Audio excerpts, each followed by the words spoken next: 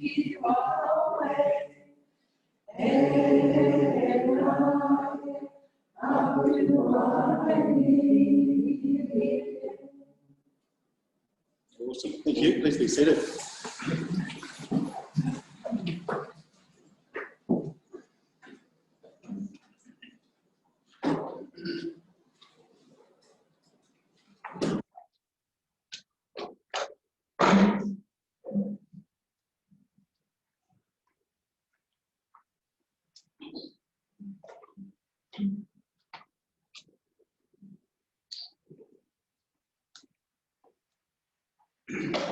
Right, just like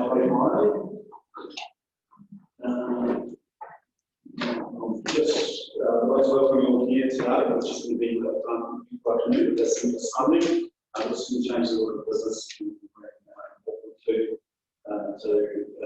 run the 8.1 report. So we have this one right for the entire day.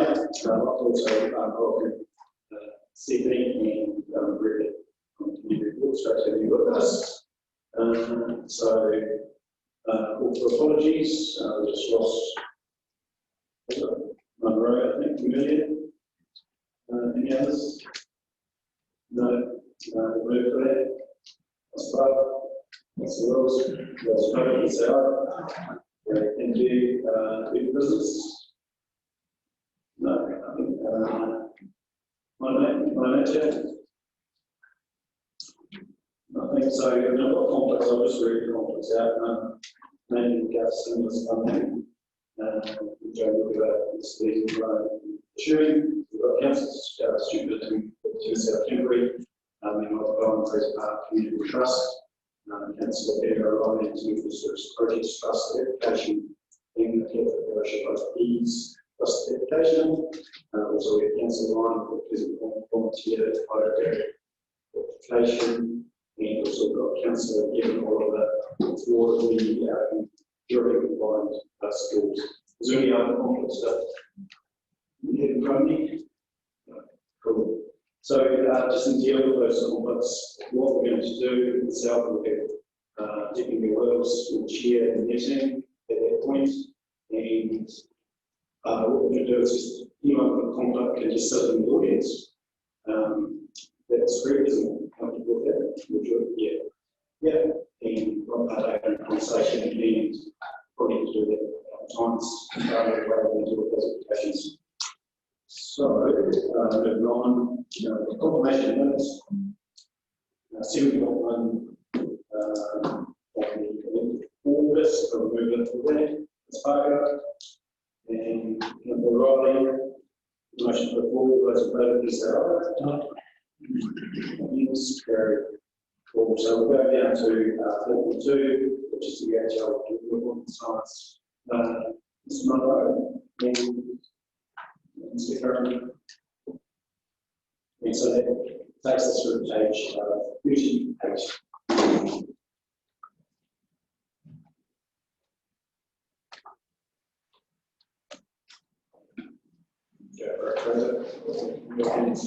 Oh, thank you very much. I'll what is written and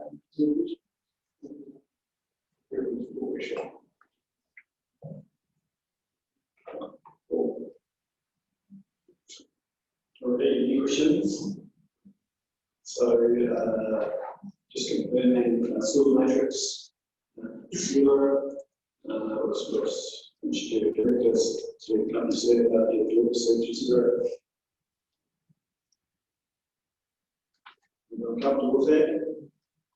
Well, we're going to move it. Councillor Councillor Bird.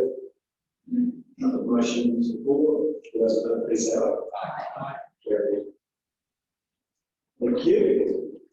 Thank you, Mr. Monroe. Steve, you want to keep it in the end? I said, no, we'll be good. Put you in front. Yeah, anyone?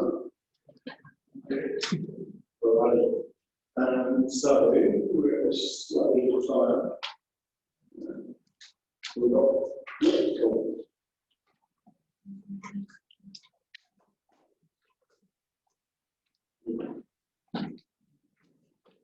And so look at a couple of key things. I just wanted to point out some of this funding was on the back of given to me credit sequence, we know. So it was very much on the back of it. COVID that's having really across the country at the time. Some things we put in place with a lower rate rise of GC versus the LGBT planning budgets and LGBT budgets, and also that do the stimulus funds, it's big to move that against the community. Wide against funds, key particulars, that page 3, report, that's all around supporting the sport initiatives, projects, recognition, providing community support and community development, so others, well. So what we're going to do is start with the questions and answers, and you're ready to go to Q&A guys, and then we're going to move to round one, so we've heard from everyone, we'll go through the applicants and support the principal, and we'll come back and go through the team. So, welcome, everybody here with us, and we'll just put questions to the floor, and put it out 5 minutes running at a time, which is not too bad. So that's what it was. Thanks. I didn't problem.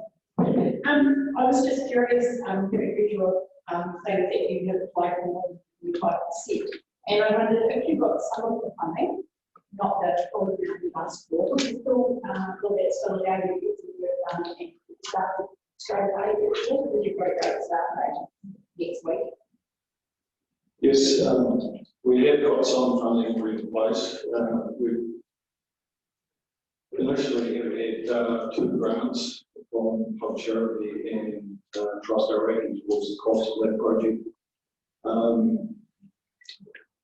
And between the time that we got the second coming in until now, we also have our 3rd one coming in. So we have in fact got towards that project now around about $90,000. So regardless of what the outcome of this grant application is here, we will be starting in about 10 days' time.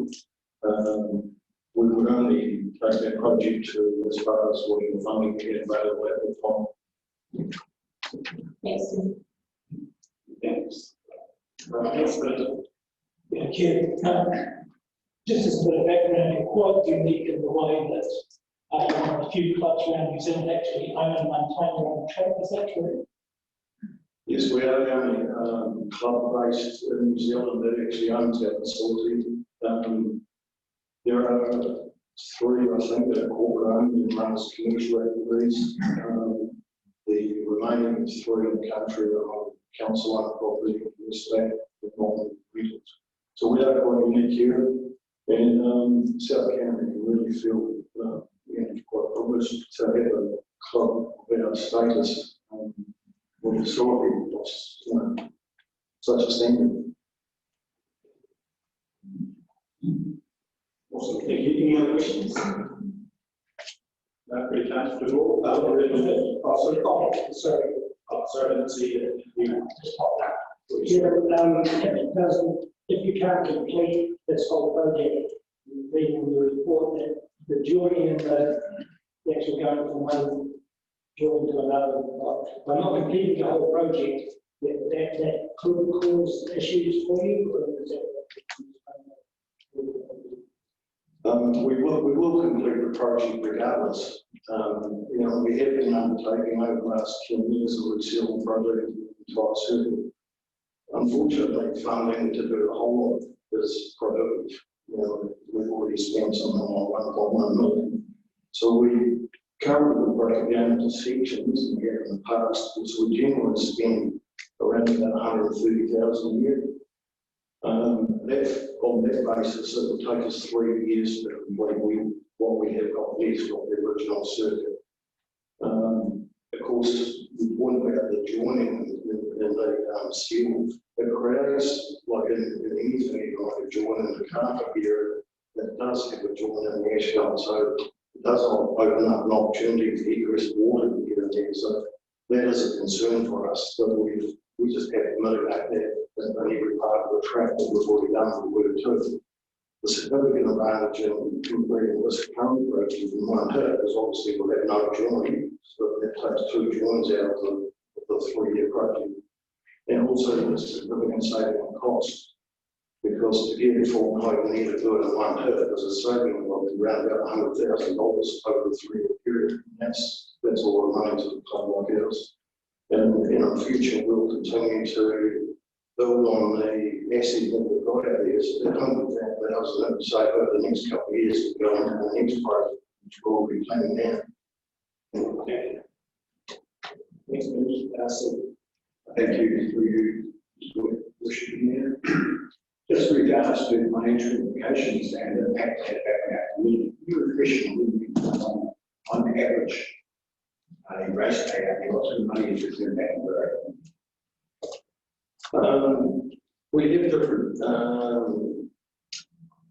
categories of race meetings. So, you know, there's 3 very significant race meetings a year out there. And as council has previously found out, about 10 years ago, they took a consultancy survey on the economic impact for the January race meeting that we used to have at Levels. And there was something like $4 million direct injection of cash in this that week. And over that same report also showed that the equivalent full-time equivalent women spent in the district something like 55 billion. Right, thank you. awesome, thanks. I think that's probably time, but we appreciate you coming along. Thanks for the invitation. And you also know, members will be that does say so. Appreciate it. Thanks.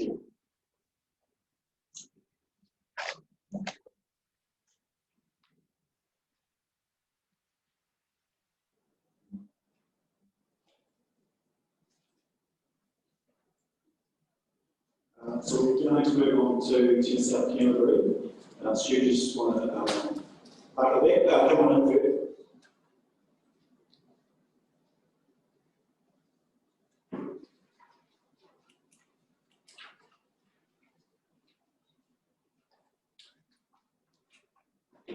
Hi, Fred. So, please take a seat.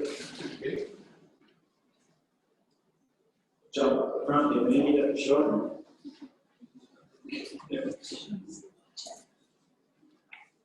Cool. So, we're seeing the application. Thanks very much. So, we're just going to go to questions from the floor.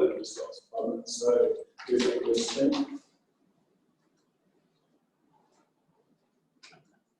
Any questions? Yeah, yes.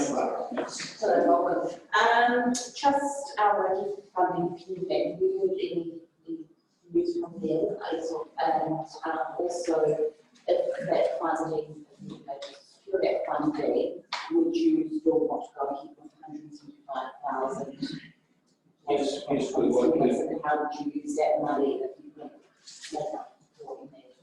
Well, we have had that for the trust already. This yesterday's paper, so you can just know Rita. We've been granted 200,000 from them. We've applied to people 175, and if you look at estimation, we're also going to put in from our own funds 125. So add that up quickly, that's 500,000. The project cost us 700. At this stage, Mandy is applying to other trusts to see if we can find that shortfall.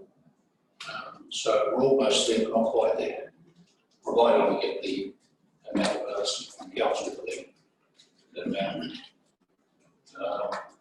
The courts were down since early 90s, and it's just a wear and tear thing. The asphalt is starting to break up, and over the last 2 or 3 years, we've been doing repairs. It's come to the stage where you keep doing repairs, or do you take that top layer off and redo it again. I think most people know in the centre, it's recognised as slightly one of the best inner centres in New Zealand, and we've got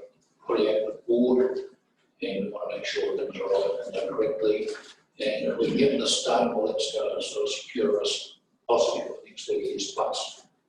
So that's basically right. Thanks. Councillor, Yeah, are you still getting any major games coming to, is this a bit of a distraction not having the big course? Well, no, not so much that. The problem is trying to get into international ones now, of course. We did have Davis Cup go back, that was back in 2000, but of course, that's all since changed. We have got to a main centre, and that has come from Davis Cup themselves. And the other problem we have too is basis accommodation in Timaru. These teams that travel, they want the best of the best. I'm not saying, you know, like 5-star plus. They want hotels, they don't want motels from that way. And we're pretty limited in Timaru. But we are still making noises, you never know.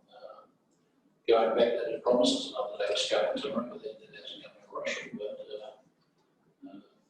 we just want to keep things up to scratch. We let things deteriorate, we get harder and harder. And of course, the facility now is worth nearly, I think it's about $7 million, the King's Centre is now worth. And it's all debt free. And as I said, we're putting in, we're going to contribute 125 into the kitty. We just want to keep things up to speed. So, does it, so it regards to say South Island events or regional events? In those? Yes, no, we've actually got a New Zealand junior, and you'll know what it is. It's a tier 2 junior tournament, which is New Zealand sort of recognised. We also host the South Island Primary Schools event early November as well. That's an annual event.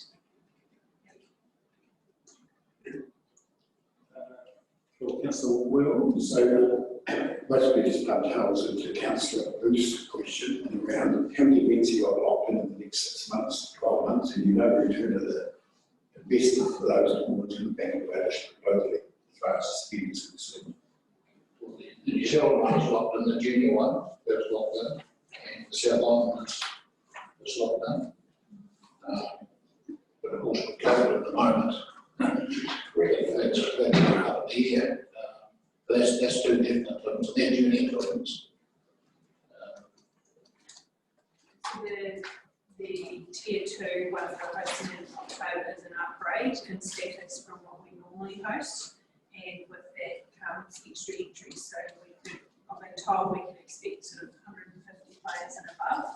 So with them come family, coaches, and it's a 4-day tournament, so they'll be here for that during at least 3 days of the 4 each age group. And South Island Primary Schools is a 2-day event, and they come obviously from all around the South Island. thank you.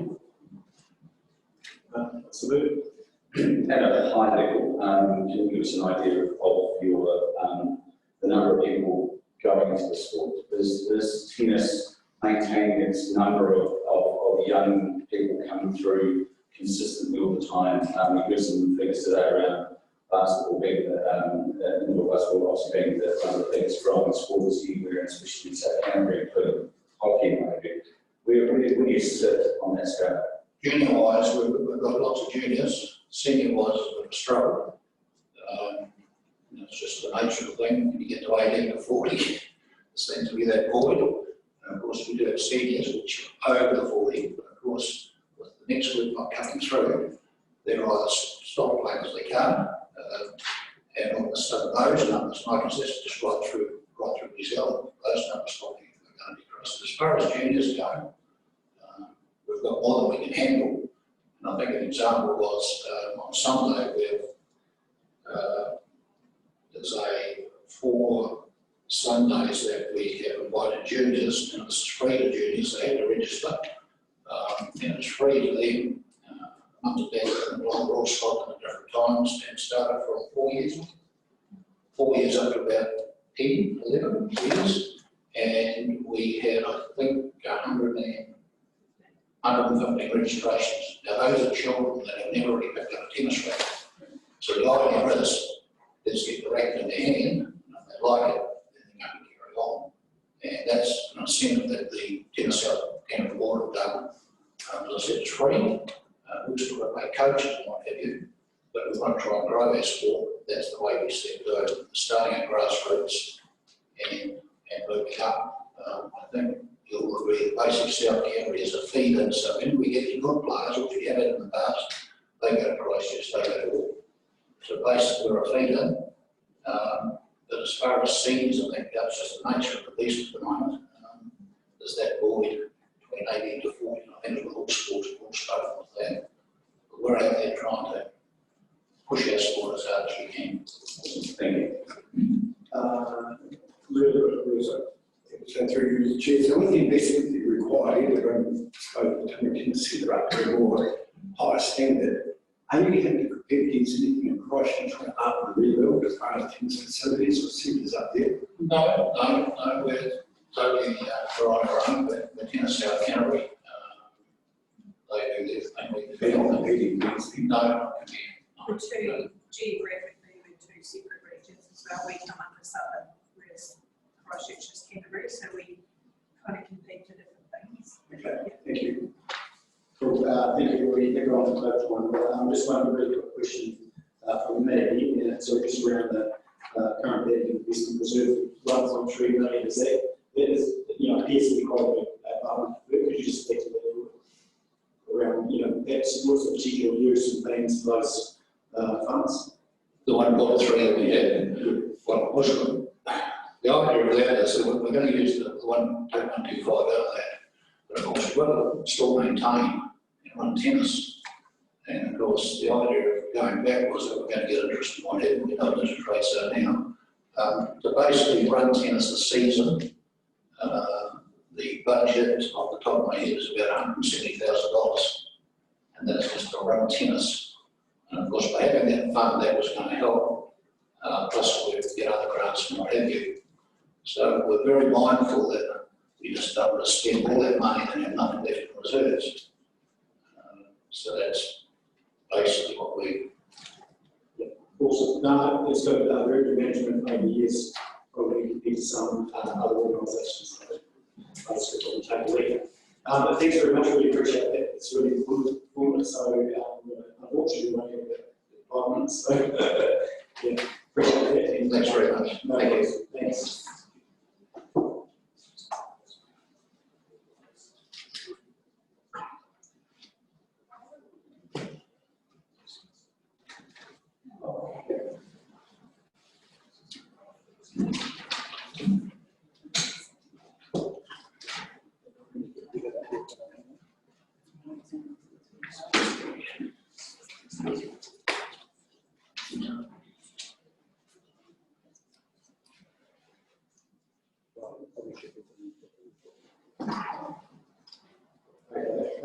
Welcome team. What we're going to do, just a small audio and some mics on out with the room at the back, so we can be fully transparent and have everyone involved in the conversation. Just in 10 minutes to reboot the system, and then the mics will hopefully work out before you. So just take a break, we can recess for 10 minutes and come back to the project.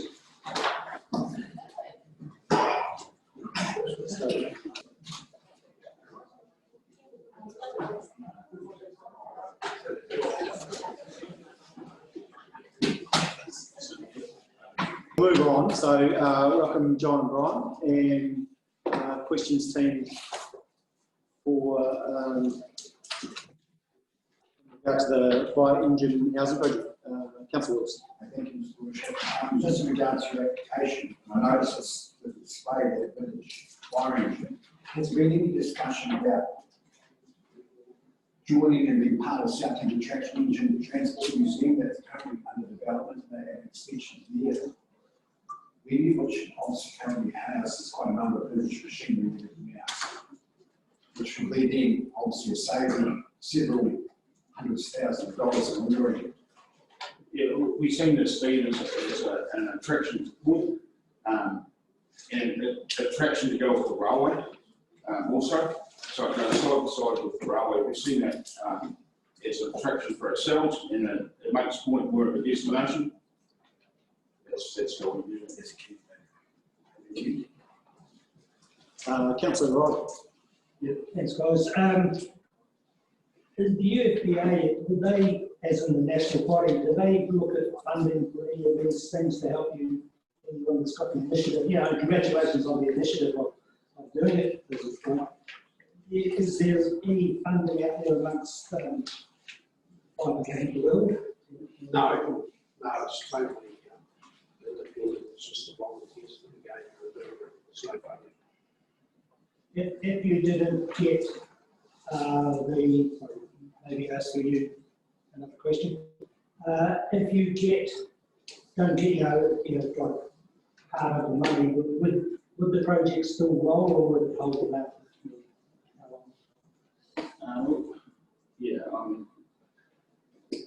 It would maybe soften a little bit. We're quite confident that we can come up with the funding to be able to build it reasonably in a short time frame. Thank you. Councillor Oliver. What's he doing?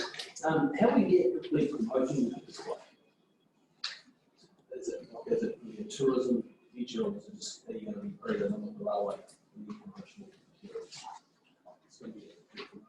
Obviously, when the thing gets built, we'll mark it appropriately, but the idea is I will be in conjunction with the railway, so sort of an add-on to their disposal, if you know what I mean. The beauty about this build, as we see it, is that it can be viewed 24/7. So most things are shut up in a shed, you can't see it, you don't see it. This is purpose built and it'll be viewed, so you can see between kids or anybody can have a look at the machine and the displays and able to the other displays, uniforms and everything else, 24/7. Yeah, it is a working machine, just it'll pump up at the moment. So it will be driven out and then, we can put on displays or various stuff with it.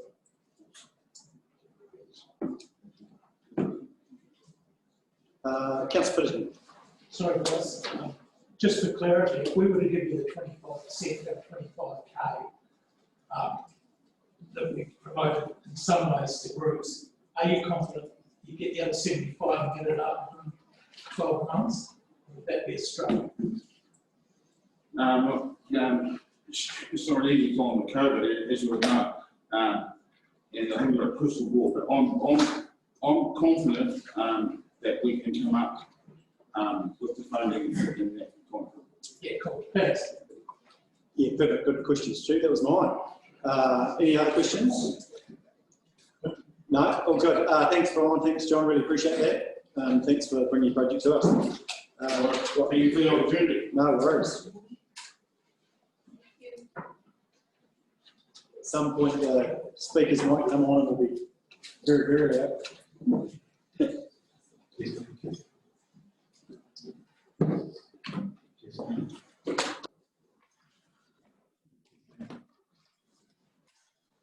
Your Worship, the Mayor, just to let you know that we've got a declaration of conflict of interest on this, and that's as a result of a letter that is put in supporting it on behalf of Soccer South Canterbury.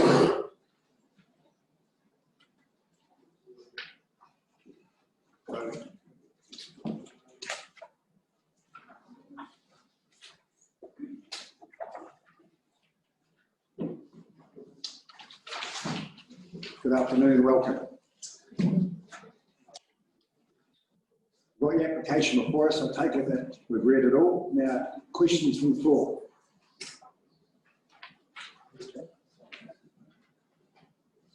Interestingly enough, just so that the public don't think that we're sitting there quite naive to this application, we have had a previous application, so we're well versed in what it entails and what's involved as well. So, but certainly any questions from the floor? Stu Piddington and then Councillor Booth. Welcome, guys. Just a question, if you were to receive a significant fund from us, when do you think the project would get underway and when will it be completed? Okay, so we've already given to you a project timeline and funding will line out. We would like to be starting. And completed by for the project timeline says from the 10 to 10 months. Councillor Billington, Councillor Booth. Hi, yeah, look, so over and above rugby at the moment, what are you hoping to add to this as far as, multi-sports is actually such a facility and such a lot of money. It needs to cover a few other things. So obviously there's going to be a bit of a change. Is that, that's all good, is it? You're going to bring in soccer, I believe, as well. And yeah, so the change in the way the stadium is set up to mean that we'll be able to use it a lot more. So that means we'll be able to cater our current use, but also add additional uses as well. So we've already had conversations with football around particularly women's football. We've also had conversations with cricket, about junior cricket, at youth long-out pitches rather than established grassroots. And also conversations with softball about the use as well, particularly around junior softball rather than full senior softball. so it would be fair to say it would become our premier soccer facility as well. Potentially, yeah. That's the intention to have a stadium that football can use. The example would be in Wairaka, where they can change out of a rugby stadium, a football stadium, and an hour and a half. Goes down from the ones up. So that's the model we wanted to adopt. And would you say that the new building facility would be capable of multi-purpose functions? Well, the most significant change in our building facility is a change in rooms. Currently, our change room facilities are not suitable for female, but our new change facilities in this project will be female capable and also multi-sport capable. So, I guess I was giving point of view, I was there trying to get at was functions outside sport, but basically using the facility. oh, yeah, sorry. So the design of the facility is absolutely multi-sport, but not just multi-sport, but events for the community as well. And that's the way it would be marketed to all community. I mean, you make a mahjong tournament in there, you might have sports after match function in here. So it's to look at future program facility for all events.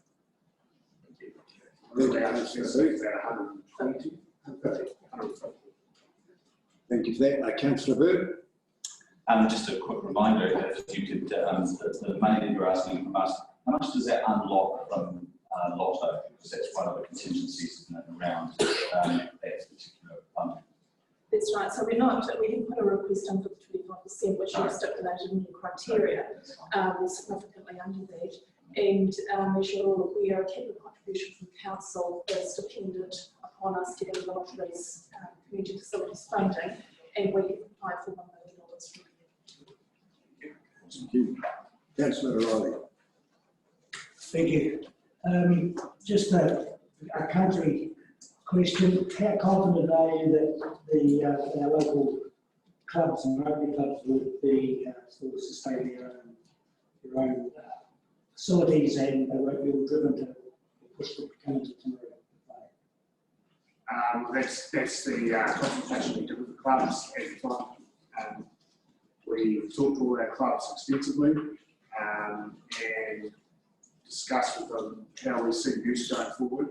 And actually, most of the additional use that we see coming into our ground is actually teenage and junior. So I can see a lot more use coming midweek out of the teenage and junior schools. I've told all the clubs that they're not obligated to use it anymore than what they use it now, but they wish to. But I've got an opinion that once it's there and they realise how good it is, they'll want to use it more. Good answer. Thank you. Well, if you look at what's in Timaru, we've got real challenges with grounds like Rockdale Road, Rose, we've all got real challenges. Those have been very much. So thank you for that. Just in regards to the CapEx, obviously we understand that, As far as the OPEX, the operational aspect of things, with the changing and also the multi-purpose of the venue, how do you see that being sustainable moving forward into the future? As we know, there's been a previous problem around the operational expenditure and maintenance and keeping that in place. Do you see there's been a problem? And how would the contribution model look like moving forward? And is it sustainable? So part of that consultation we did with our clubs was also talking about operationally what we can do to maintain a multi-use turf. So they've agreed to assist with that via the recreation fee. So that's part of that. Also, all the conversations we've had with other users is around using on a user-paid basis. So I'll have to contribute to use. That's going to be the way of model the future of this facility. Okay, thank you for that. Councillor Gilchrist. Hi, thank you. Taking into account a large amount of funding this evening and the small amount of pool, would partial funding still allow you to get a spade in the ground and to help you unlock the other funding sources? I think it'll be limited with the offering charity contribution if we don't come with a reasonable number to them. That will mean that they'll limit what they'll offer, and then they'll offer it all. That will be a challenge. And then if we rely on it too much, then we change the what the retail looks like. Okay, thank you. Wonderful. Okay, well, thank you very much for that. I think that's about time. So I'll ask the worship from there to come back and take the hot seat over. So thank you very much. Thanks for your time. Appreciate it. Thank you.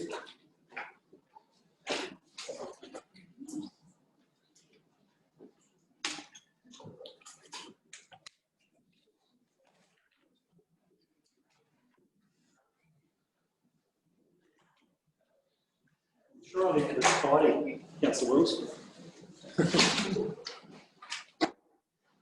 Cushion that.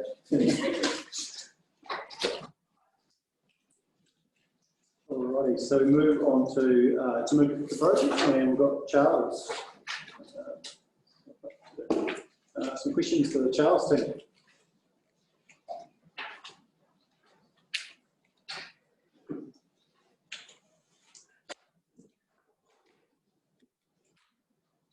One from Geraldine Fitamuka. Councillor Oliver.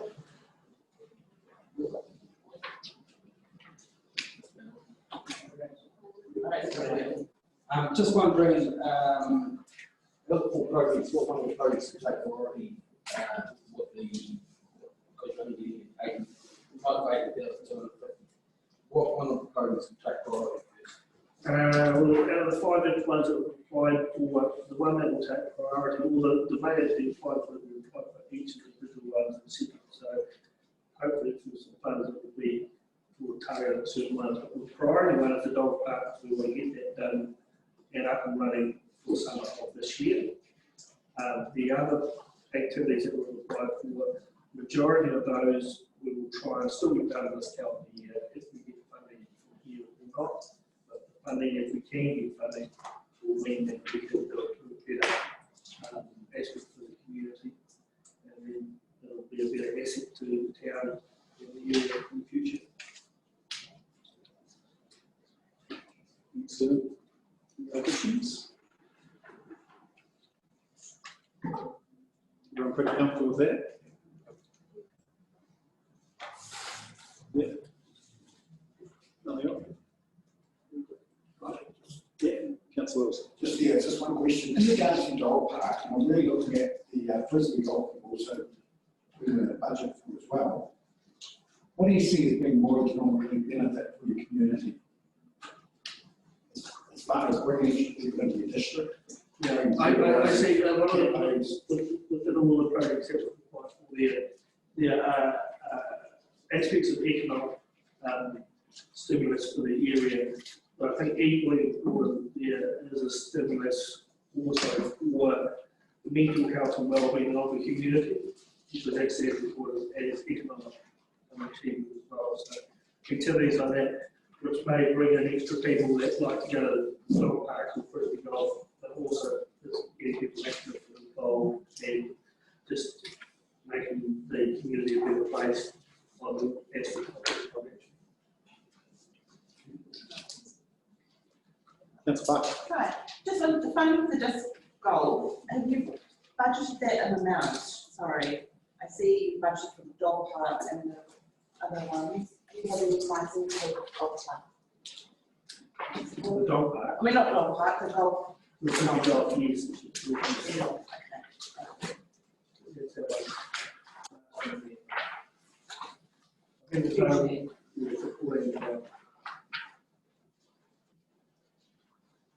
Awesome, thank you. I think that's it. Thanks, Charles. Really appreciate that. Thanks for the application.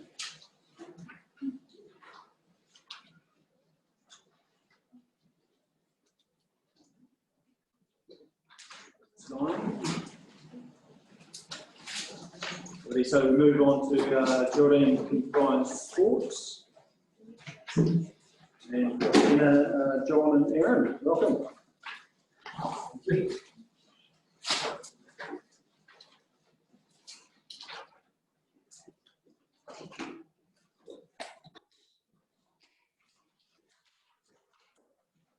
Councillor Pennington. Welcome, guys.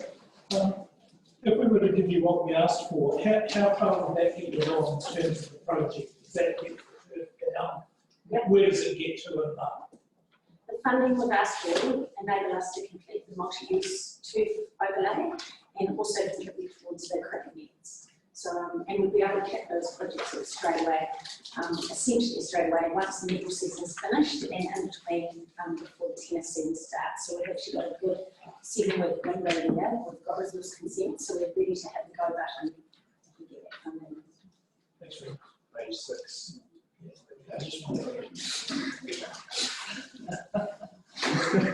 Just confirm, making sure everyone's on the same page.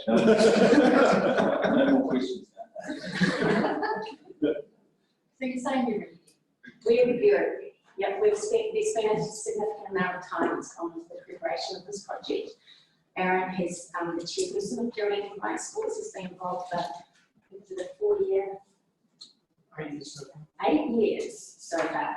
And I think the fact that we've got that, we've got to the point now where we've got resource consent, we've got a memorandum of understanding that's been signed by 10 of the different organisations in Geraldine. We've got full community, genuine full community commitment and collaboration to make this project happen. We essentially just need your support. Got the resource consent as well. We're all good to go. We're ready. We're genuinely sure. Check on the way out. Councillor Burt. Is Thompson's reserve in kind? No doubt through the Blades, one of the Blades lines or something like that, with some sponsorship, but no, I guess I'm here as John Wilson from Tanker Street. That's right. I was expecting to see John Wilson on the previous one. Thank you. Awesome. So just a question from me. It looks like you're well thought out as far as your funding strategy. Any risks in that funding strategy? Do you think, if you talk to funders, pretty confident? Yeah, I think we've got all the ingredients for success, especially because we've followed such a robust process and we have followed due diligence and best practice in terms of aligning with council's supplementary spaces and places plan. We've had an independent look at this project as well. But the first critical step is obviously securing funding from yourselves. A lot of funders look to see if the project has received support from its local council. So this step we're in right now is a really critical success factor for the project. Cool. Thank you. Councillor O'Reilly. Thanks, guys. Yeah, good initiative. Do you feel long-term there could be a company with maybe could come to Timaru with the complex going there that might be a bit close to Timaru? Do you think you'll be able to survive being in the distance of Geraldine? That's a great question. It's really important, and it's, I think Sport New Zealand and a lot of national sports now are recognising the train at home, play away concept, so the hub and spoke concept. So that's very much how we see this development supporting that national approach. with a sport like hockey, for example, the focus is all on train at home, play away. So this concept supports that by enabling local Geraldine people to train at home and then come in to compete at the competition size facilities. But yeah, by all means, it's more strengthening, I think, the local participation opportunities. Awesome, thank you. Any other questions, team? No, thanks. I think that's it. Thanks very much. Really appreciate that. And Aaron and John, great to see you.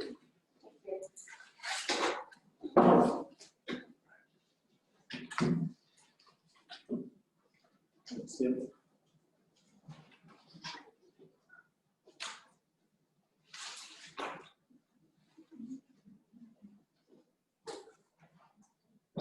We're moving on to Arangi Road Shooting Range Trust, and we've got David just to answer questions. So questions, David.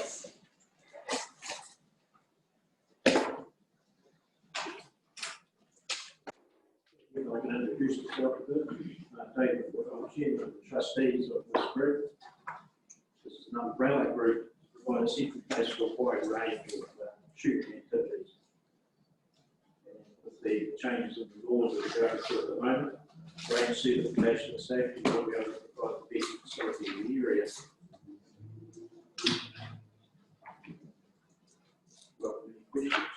Awesome, thanks, David. Thanks, Phil. I seem to get to ask this question every time. In your application, you asked for 100% of the funding, and we encourage everyone to ask for 25%. So if you were given 25% of the funding, would that still allow you to go ahead and get done within a year? Well, as you can see from the application, it's hardcore cash flow because everything else that's come down to the range has been provided by the industry around us and by people. One of your road was relocated just recently. It's a great use of soil. Yeah, and all the spoil goes down to provide the access track, for example, free. And, but when it comes to containers, we have to front up with decent containers and hardcore cash, and we've got limited cash facility. If we got 25%, we would plod on with it and gather up the rest of the money. It would take time. We've been in receipt of $700,000 over the last few years, but we haven't been in it for 7 years. So it's, we'd be able to complete it, it would just take much longer. So a question from me, David. So that money that you've had in the past, is that from other funders, or is that requested, or so is that being requested, or is that from other funders? Like, We haven't requested anything else. No, the money you've had in the past, I see. We've had in the past, Yeah. that was for specific projects in the past, which we've now completed. Yeah, the source of funding I'm trying to get to, was it from Arangi Trust, or was it from, okay, right, so you've had funding from there. Yeah. And so have you applied to any other funders for this? Not at this stage. Yes. Thanks. Councillor Wills. Thank you. Just also in your applications, it's just concerning around the numbers that you currently have to be able to finance some of the projects going forward. I also see that you mentioned the police and special squads over there. Is there any memorandum of understanding to get them to sign up for some sort of a levy, you know, to be paid to finance this whole forward? Right from the outset, we had yes, support, put in the support for the establishment of the range, and we expect them back involved once they serve, and it's all drained. So they're not in place at the moment. They've been, yes, but they've been going to another range about 30k away from the director the commercial range, which is not satisfactory, as you know, because especially with armed defenders taking them out of operation, you know, now away from the areas. Okay, thank you. Thank you. I think that's it. Any other questions, team? No, that's good. We certainly do appreciate a straight shooter, so thanks, Dave. Sometimes it was fine. Alrighty, you've got, Chamber, we've got Wendy, and Rowan. Welcome.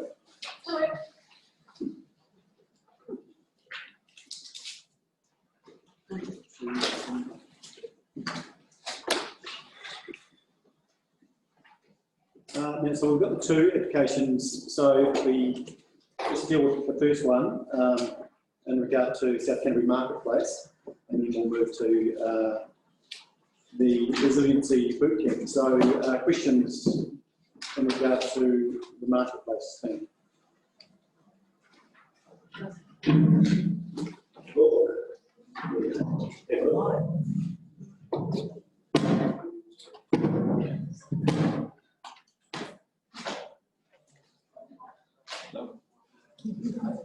So we might just for a moment. It sounds right. Okay, cool. Right.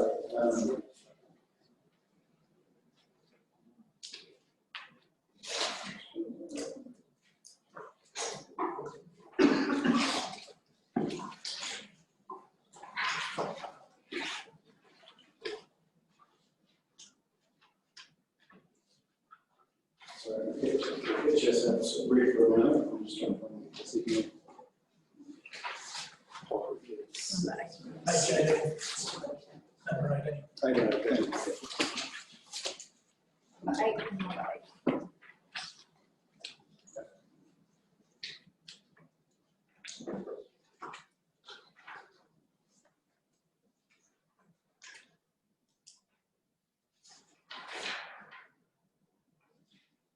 So we're asking questions now, so any questions?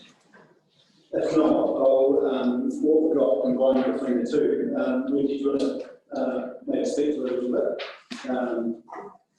We'll start where we like, and then we'll go up some questions as well. Okay, so if I just speak to the marketplace at the moment, the South Canterbury website's been in place for 11 plus years. It services the district, and there have been a number of business paid listings on that site. Recognising with COVID-19 the impact that was having on a range of businesses, not-for-profits and charities, we thought one of the key issues for businesses and those entities was about having an online presence. So we started up the marketplace as a direct response to that.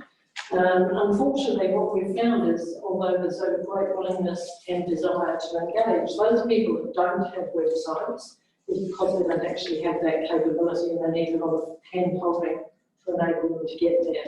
And that's literally what this project is about, to enable them to get a listing on the website. The website is visited by 8,000 plus visits a month, and it would help them to get the right imagery up, to get their branding up, and to have an online presence, which is becoming more and more important, especially through COVID-19. Thank you. And what sorry, I don't want to go for that. What date is that so far in the next space? So 239 listings. To give you a feel, the most recent two came on board with the YMCA and the community college.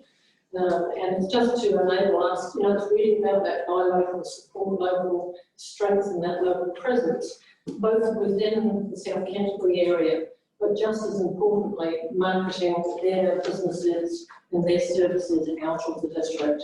So it's about retaining jobs, it's about supporting that whole community with a really strong presence. Cool, thank you. A question from Councillor Willis. So I'm taking that all these companies, businesses that want to come on board, it's free to join. Yes, There's no expectation to join the chamber after that. Absolutely not. No.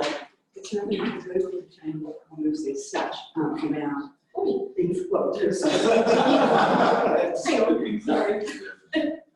Where it's open to any business, any non-profit, any school, any education facility, anyone in the sporting area. So they can get online for free. Even if they do get perhaps some social media or their own small website, sometimes the SEO isn't great enough to achieve it. So being able to be on the South Canterbury website and leverage off the website that is being said is open to pay every month would help enrich the right.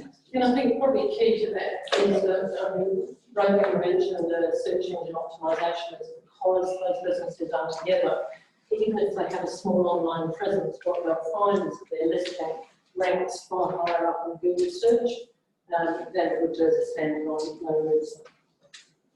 So it's an improvement there. Of the 800 plus hits on the website per month, geographically, do you know where those hits are coming from, and have the businesses feedback with any reports regarding any follow through and successful hits from the website? Yes.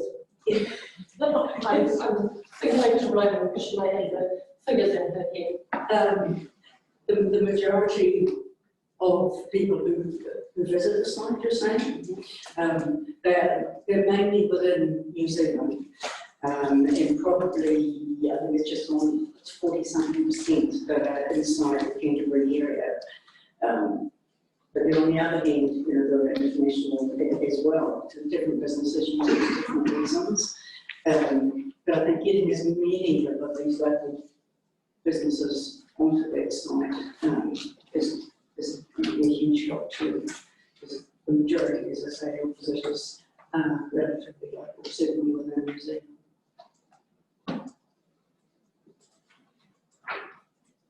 So thanks, Barbara, thank you. Okay, let's move on to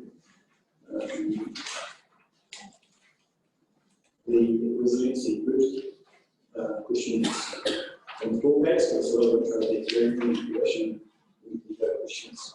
Yes, so this follows on from our traditional Innovate conference that was scheduled to run that we cancelled due to COVID. We have then changed our speakers, changed the content, and see this very much as building resilience into businesses. Our keynote speaker changed from Greg Murphy to Sinead Brusher from the staff. And she wanted to talk about the impact of COVID-19 going digital, how she's engaging with her staff, buying into an entity like this, which arguably is a dying industry, and how to pivot and reposition. So really it's about building innovation in our businesses, getting them able to pivot, I think is the current terminology, to cope with the environment that they're in. And enable a business, an event like this to run.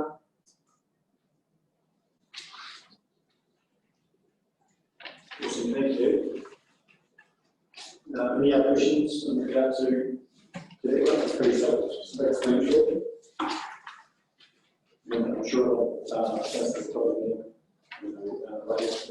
they will come to years ago, so council. Thank you, really appreciate that. Thanks for spending the time.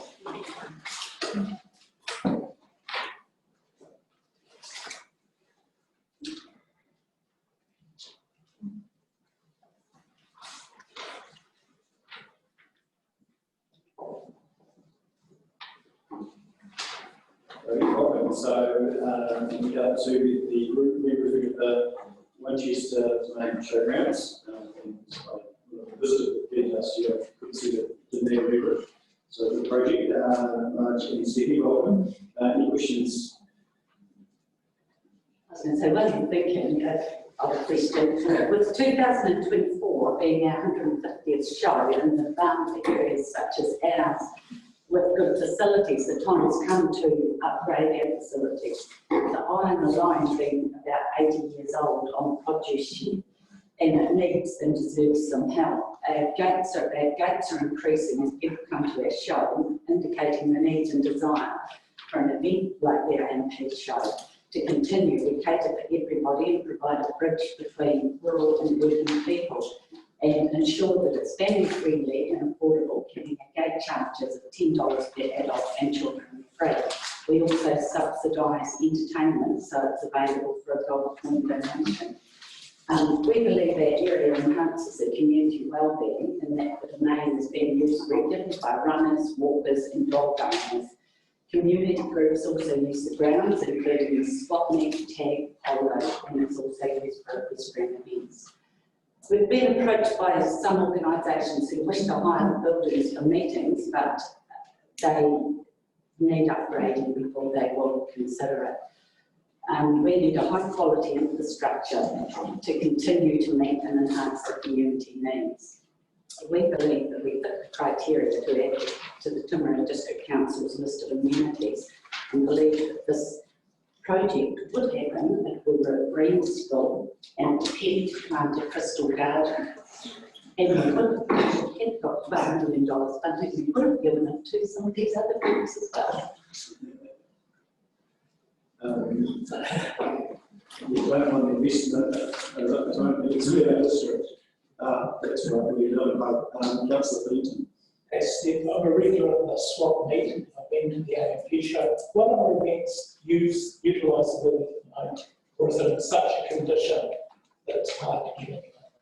It's basically in such a condition that it is hard to get anyone. The kitchen's there, the dining room, the acoustics in it are terrible. It's got a wooden floor, it's cold, it's got movable windows. And as I say, we have been approached by, and this is commercially sensitive, so we have been approached by a group that would be willing to come, and it's a New Zealand-wide group, but at the moment our facilities aren't up to standard for that. Awesome, thanks, Councillor Beaton. Any other questions? And you're pretty confident it's just a small amount of funding to raise it to 11,000. We've worked really hard over the years. We've bought a tractor, we've built a measuring shed for horses, we've built the water irrigation pump, we're enhancing the area by putting in new seats, and we've got a really vibrant committee who are dedicated to the common goal of improving the AMP showgrounds. And I believe that we will go ahead and do it. We've got 25,000, I think, in our account now.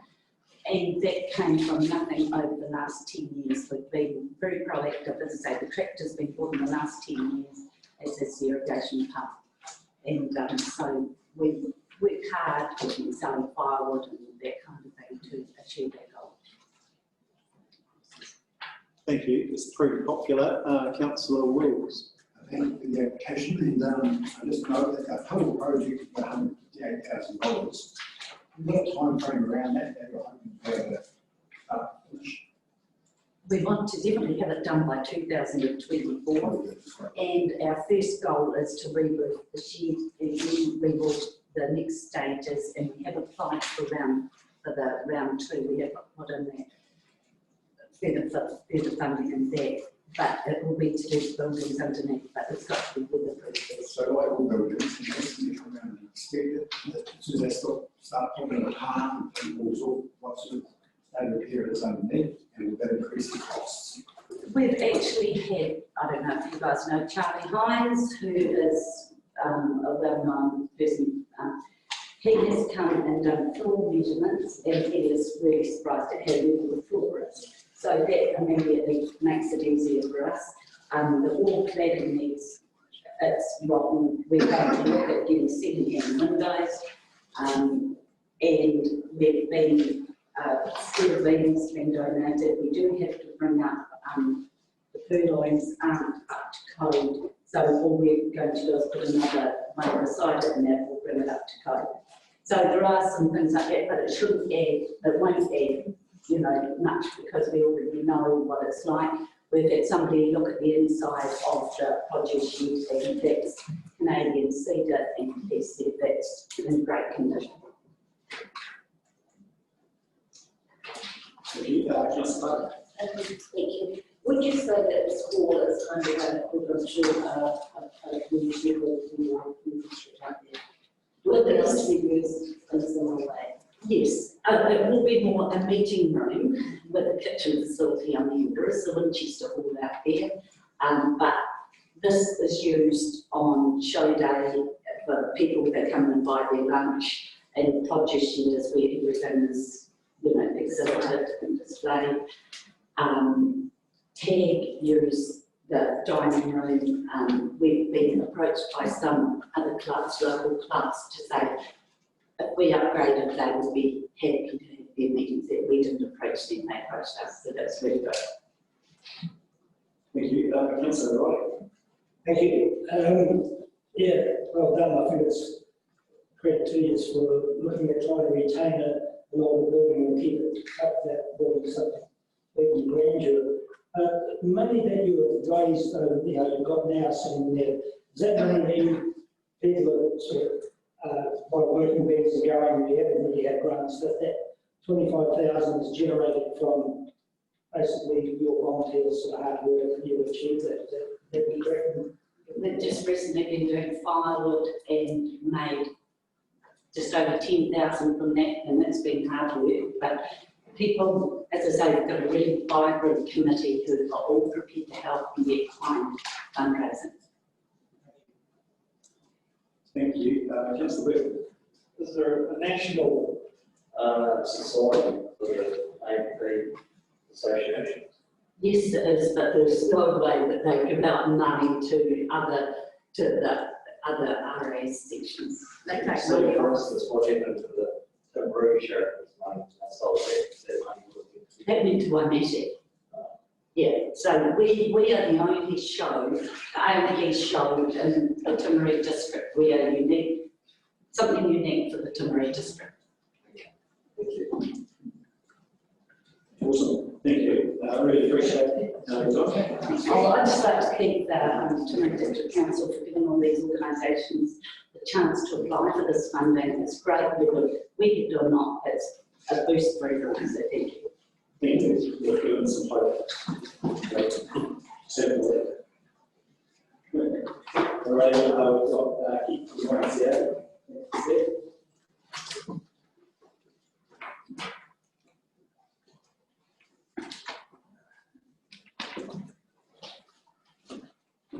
All right, questions and in regards to the policies. Bruce, thanks. Just give us a couple of minutes of really good, if you like, and then against the rules. Well, I think the 4C Centre is about innovations and pathways for young people. It's about inspiring leadership. It's about innovation, entrepreneurial space, thinking outside the box for young people. And I think it connects with Timaru District's goal of strong leadership and innovation within their district. So it's about believing in young people that can make a difference to this district. Now, of course, the 4 C's stand for curiosity, communication, creativity, and critical thinking. Awesome, thank you. Councillor, questions? Worship. Could there be some collaboration between other partners not coming on board with this project? If you didn't get any funding from us, would this still proceed? It wouldn't proceed within the time frames. It's a vision we've had for some time, and so we saw this as an opportunity to bring it forward probably 12 months. Okay, thank you. Thank you. If one could help apply, do you want us, what's your selection criteria, how you choosing your young adults and teenagers to go on this? Yeah, so we're opening it up to 16 to 30-year-olds because we're employing them, so they need to have been able to leave school legally. We're going to run a Dragon's Den recruitment process, so it'll be open to any 16 to 30-year-olds who wish to come and contribute to this district. The Dragon's Den will be held at the end of the year to align with graduation end of year curriculum process, so we will get a mixture of young people anywhere between those ages. That's all. Thank you. Just from me, ongoing funding, obviously your YMCA's got challenges every year around funding. To be able to support operational costs moving forward, you're confident there's enough community funds to keep supporting? Yeah, I think so. I think sustainability of any project the YMCA undertakes is paramount for board approval, let alone operational approval. And I suppose as an example in our application where we turned $80,000 a year from DIA into $700,000 plus in our youth and community development space. So Sustainability of this venture is absolutely paramount for us. Yes, 105,000 philanthropic funding for the following year is a big target, but we have a philanthropic strategy which we're about to launch, which we're confident will fulfil that need. Awesome, thank you. Any other questions before we move on? No? Cool, thanks, we really appreciate it, and thanks for what you do on this as well.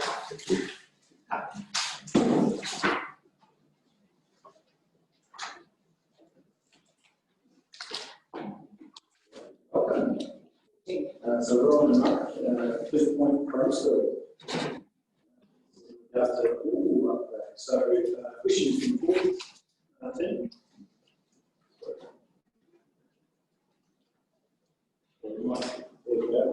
Takes a little bit of time to. The Ministry of Education, are they come forward to assist with any financial support with this? Because they've been a school, obviously, asset. No, so the Board of Trustees, we got gifted the hall when the high school closed, which is a great asset for the school, but unfortunately we don't get ministry funding for the upkeep and upgrade of the facility. Hence why we're here. All our money that we obviously have goes into the education of our children in Tamariki and our schools, and so obviously the hall upgrade is sort of something that we kept putting aside because we saw more need to put into the education of the children of the community. Yeah, Councillor.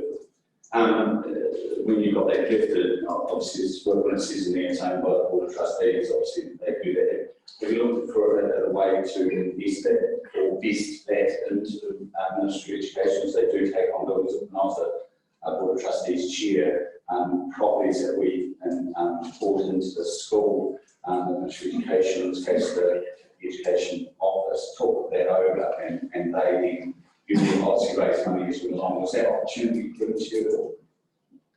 I wasn't on the board back in the day when it was gifted. We did talk about that in recent times, yes. But as a community, we felt it is a great asset for the school to own. But at the same time, yeah, and so at the same time, obviously the upkeep of it is on us. So it could be something that we look at in the future, but at the moment we've decided to keep it as an asset in the school. Thank you. Any other questions? Just one from me, as far as funding strategy, outside of stimulus money, what other sort of things you've got in mind? So we've tagged this $50,000 so far from the school funds towards the project. And then obviously when we get to consent stage, we can then apply to the lotteries and other funding agencies. But at the point where we are at the moment, we haven't still got far enough into it. But this, if we're successful in this application, we'll definitely be able to start tomorrow pretty much, ticking the box with getting the plan going. And then we could just do a stage, like our bathroom facilities in the hall need upgraded now.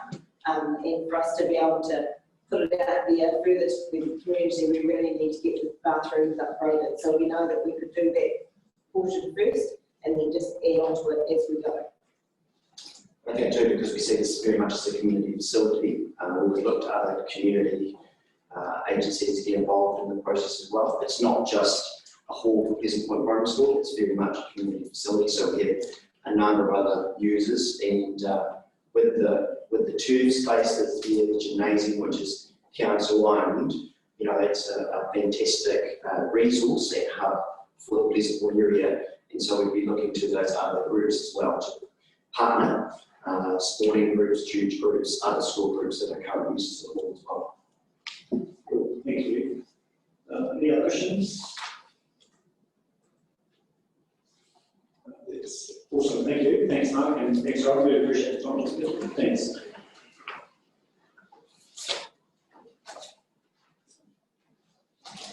All right, so moving on to Lions Club and then the White Schools. So we've got the numbers going on. Thank you.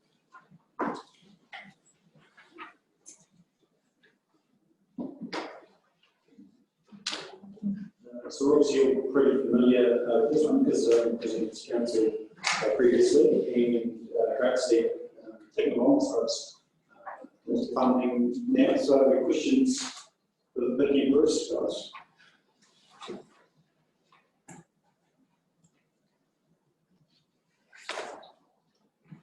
All right, we've got a couple of advisors and stuff in front of us, so catch up with where we're at.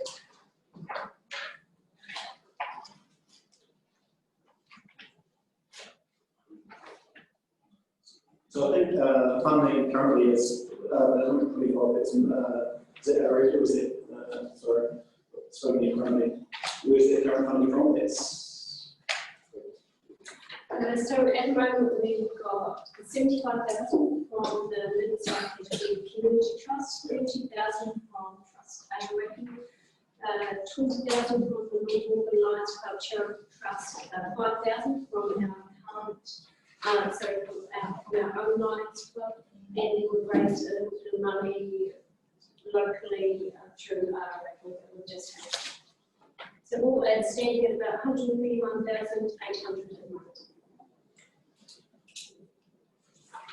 Cool. In timing at the moment, assuming funding, the full funding, just want to proceed as soon as possible. Yes, we are. Yes, we had a previous meeting with council.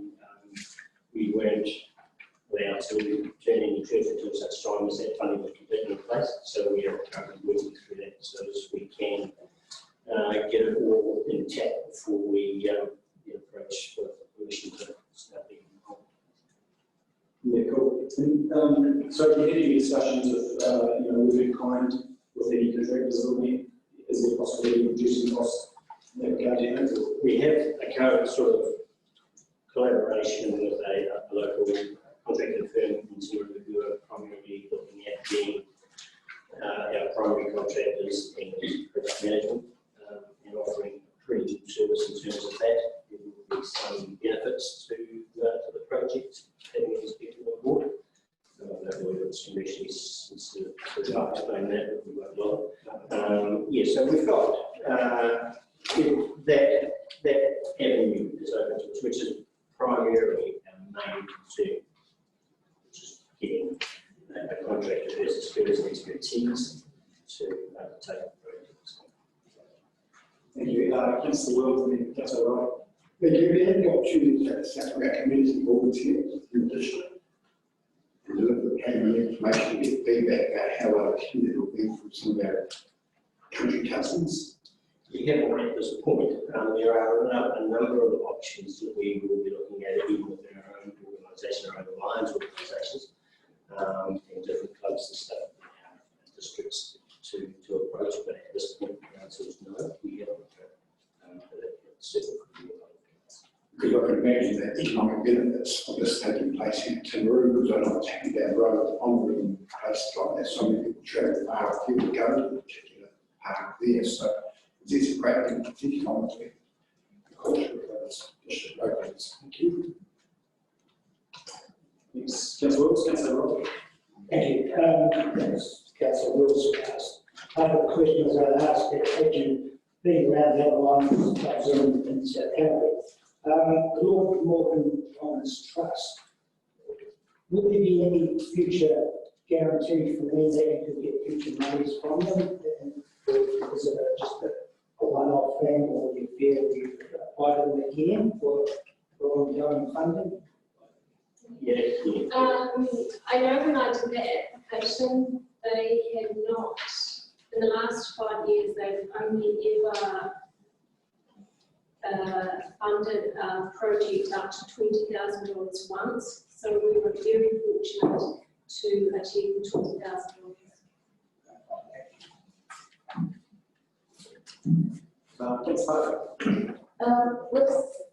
If you were able to get 25% of housing consumers fund, it would be about 20,000 short. Would you take any ideas into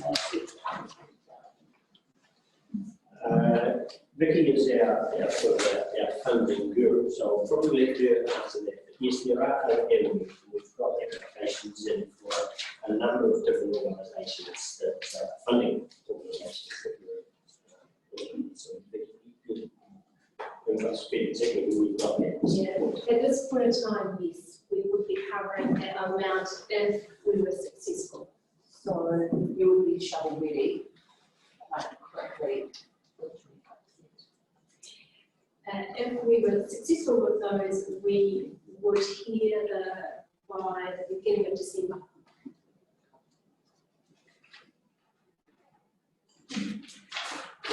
Any other questions? Susan?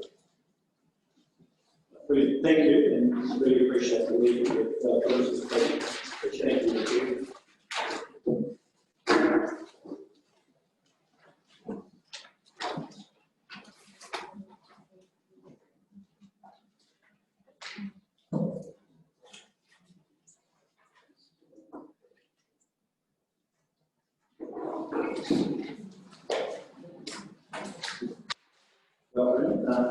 Another thing, we're building some bits. Yeah, thank you. Welcome. I'll say the only one, representing us. Do you want to come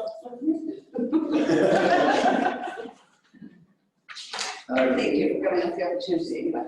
That's all right, no worries. Even so, have you, for this week, received funding from each number? Yeah, I'm not that. Sunday. Councillor Wills. Thank you. No, I understand why in the fact of money raised and plans to like charities, etc. But I'd like the fact this is stimulus injecting funds in this region. Do you think it's a crossover between your events and also for that festival? And as we see some funding through Venture for Lou, and you see it as a bit of a crossover. Our fate is entirely different to, you're talking about that in town. Right, ours is entirely different to you, we believe. And it is on a Thursday where maybe more ladies and arrive for the day, and it's going to make a huge amount of income into Geraldine and surrounding districts. People come from all sorts of all areas, North Island, even some Australia and beyond, and south as well. So our motels in Timaru as well as Geraldine are often full, and they stay on for more than just a day. So I believe ours is quite different.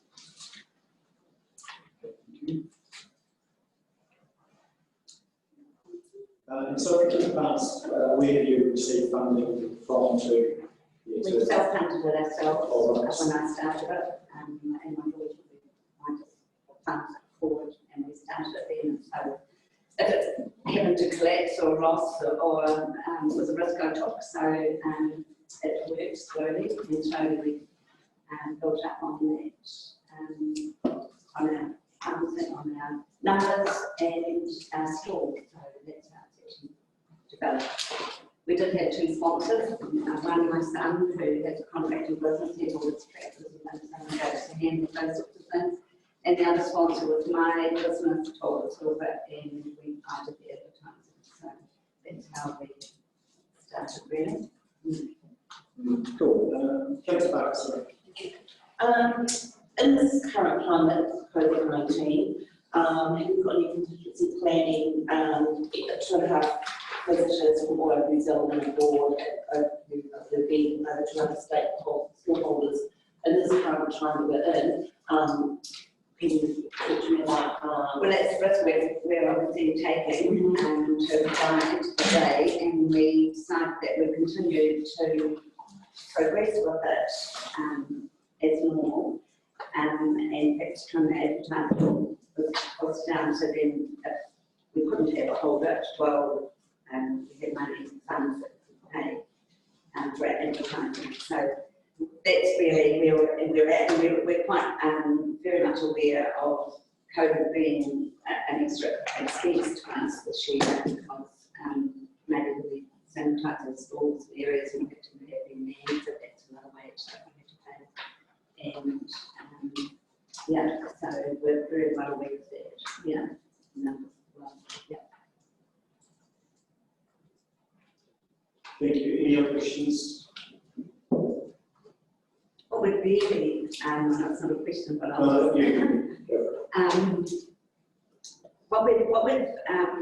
really looking towards this year, and we have to have, we feel, is a mobile EFTPOS, an ANZ bank with mobile EFTPOS machines. Because prior to this, we felt that it's been quite a risk. The way we always had the bank coming out and they would do their field day on that day. They would provide the facilities and there'd be quite a lot of cash on hand. So we have now just decided that we just don't want that risk. So this is what we're actually applying for more than anything, is a help with that. Last year we had counterfeit money. So yeah, so we find that we felt that if we could get some funding this year to provide those facilities, it would be more than magic. So your worship, just to clarify, on our bits of paper, we've got that you received $4,000 from Venture Tomorrow, and is that not correct? Or is that correct? You have got $10,000 in tax Venture.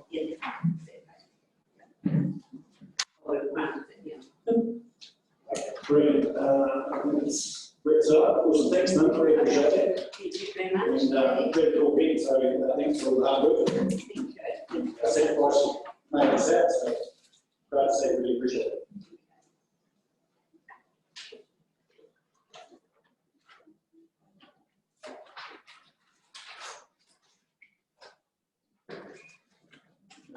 Then we move on to drilling feasible. Pauline, this is here and to go through the feasible here.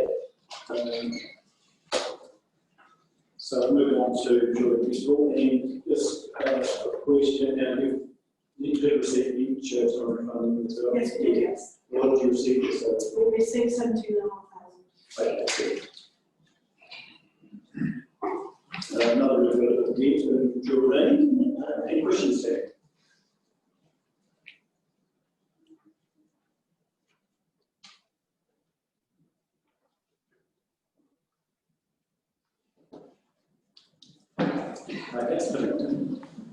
Having received 17,000 from Venture Timaru School, asking 15,000 from the council.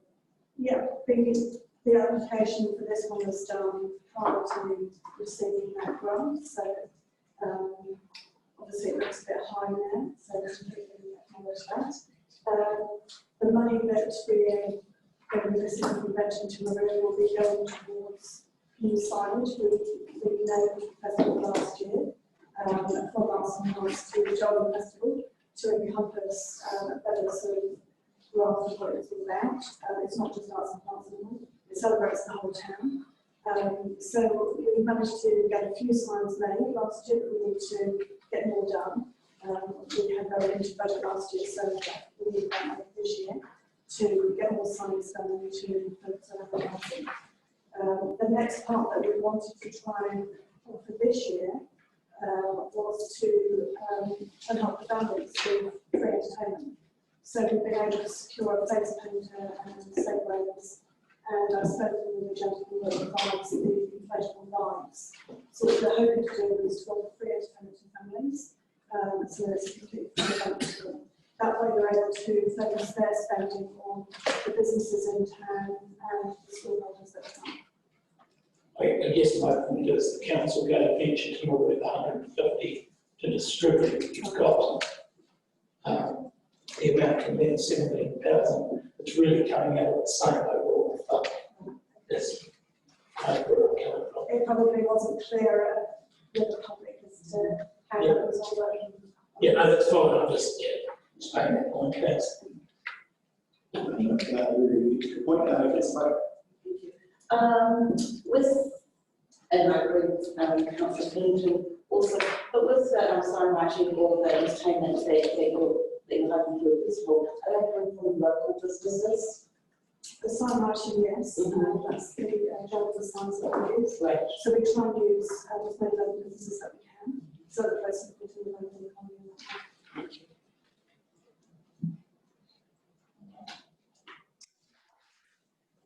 Anything else before? Awesome. Thanks. Really appreciate it coming in.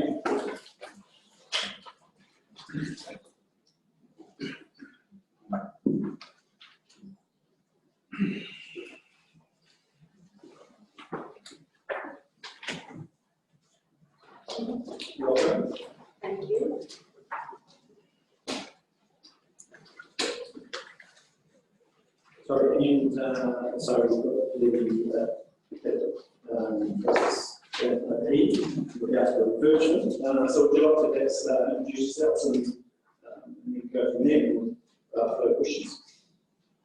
Yeah, I'm Dave Atwood. I'm a parish councillor and property manager for Hope Catholic Parish. I am Mary Curtis from the Catholic Diocese of Christchurch, and I am the client representative here today for the diocese and the parish. I'm Desmond Prisk, practice as project architect for both of these projects. Awesome. So obviously a really massive project. Some questions then. That's a bit. When the project's complete, who owns the facility of the churches in this case?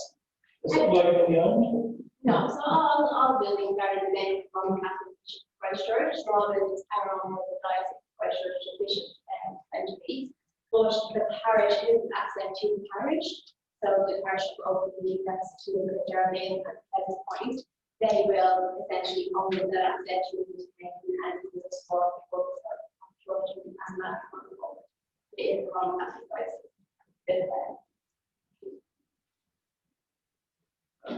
Thank you, councillors. I notice also too that there's some changes happening in Pleasant Point Church and also to River Church and also without parishioners. How do you want to team between the three churches? So we have regular mass count of around 200 weekly, but our last kind of count that we've had, and from direct and indirect support, we reach about 500 people in that immediate catchment. Our regular mass attendance is only around 200, but we are attributing that to the lack of systems that we currently have. So we're using Kerry Hall as a substitute at Pleasant Point, and then obviously two of the vehicles for a significant amount of years stable homes that took place. We are having that daily now, but unfortunately it's not exactly up to standard. It's pretty cold at this time of year, so we do expect that, you know, when St. Mary's and Joseph's come back to light, that it will really be that total vaccine that we need to provide the parishes with.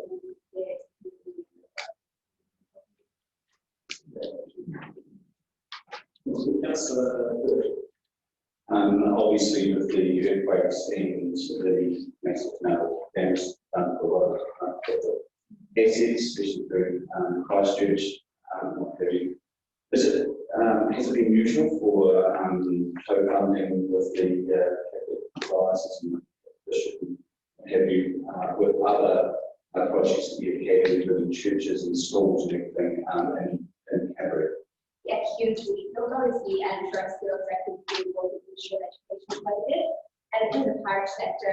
And so what we have at the moment is the Diocese of Christchurch as a whole has quite a significant expectation over the next 10 years. We estimate that $300 million spent across the country region.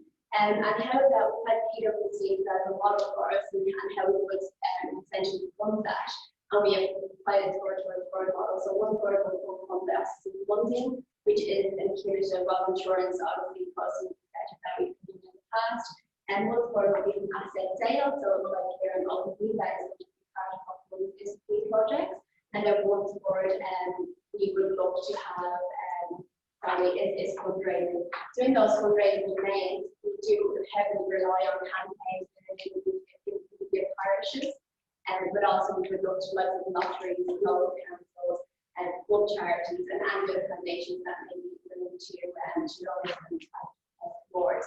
That money really, what we're looking for in those areas is for that money to help aid in the financial burden that they place on the parish of their own board. So what we're seeing here in Oakenby, unfortunately, and I'm down here today, due to coronavirus and the coronavirus pandemic, what we would have normally achieved after a 12-week intensive fundraising program would be 80 to 90%. Our fundraising program began 2 weeks prior to lockdown, and over 25 weeks into that program, we want to achieve 35% of that fundraising target, which is $1 million. So really we want to help alleviate the strain on the parish by moving to external very common, and it will be across that $300 million that you guys have to spend overall. That will be a common factor. And that is really, I mean, we don't only want to put these into buildings, it's to grow our communities, it's to grow the Catholic faith, but it's also to grow services that we can offer in the community. Like currently, we have 35 volunteers in the Oakview parish that are reaching out to 300 families, and that's where we want to be focusing. So we want to shift our view from being this Sunday business or help us keep to Monday to Sunday. What are we doing Catholic and non-Catholic? Faith is no longer the border here, and that's really our driver here. So.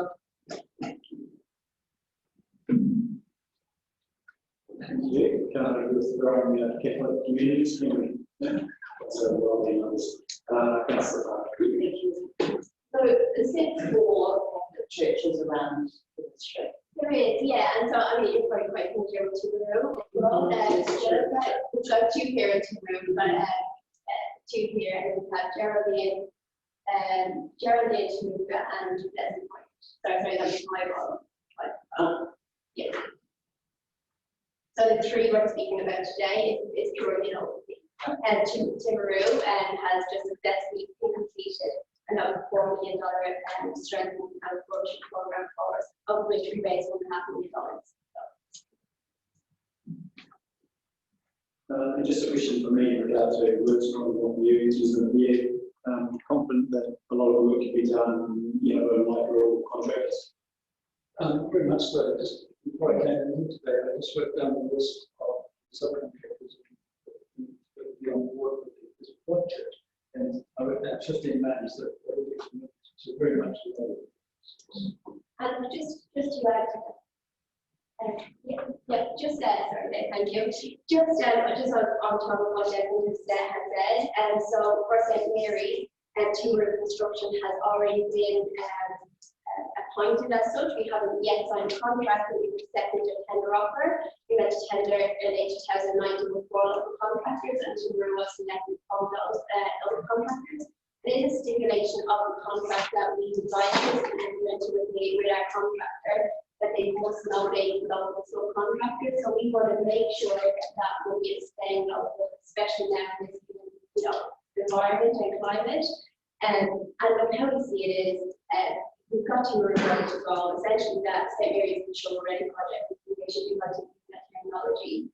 And if we estimate that if we can secure the funding by November, we'll probably have an 8-week lead time. But all up between St. Mary's and St. Joseph's, we've got $2.2 million of construction ready funding to go put into the open catchment and Timaru essentially. So it's quite significant, but we've got going on there, and we do really want to support local and drive that. It's a huge drive for the diocese, it's a drive for the parish.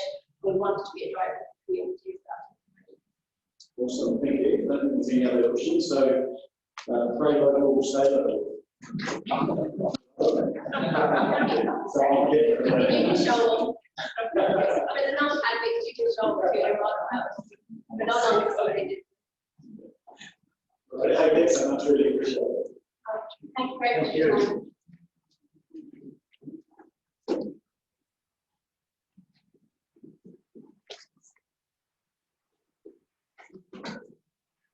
Alright, switch to on sub trade, what's on in Roche.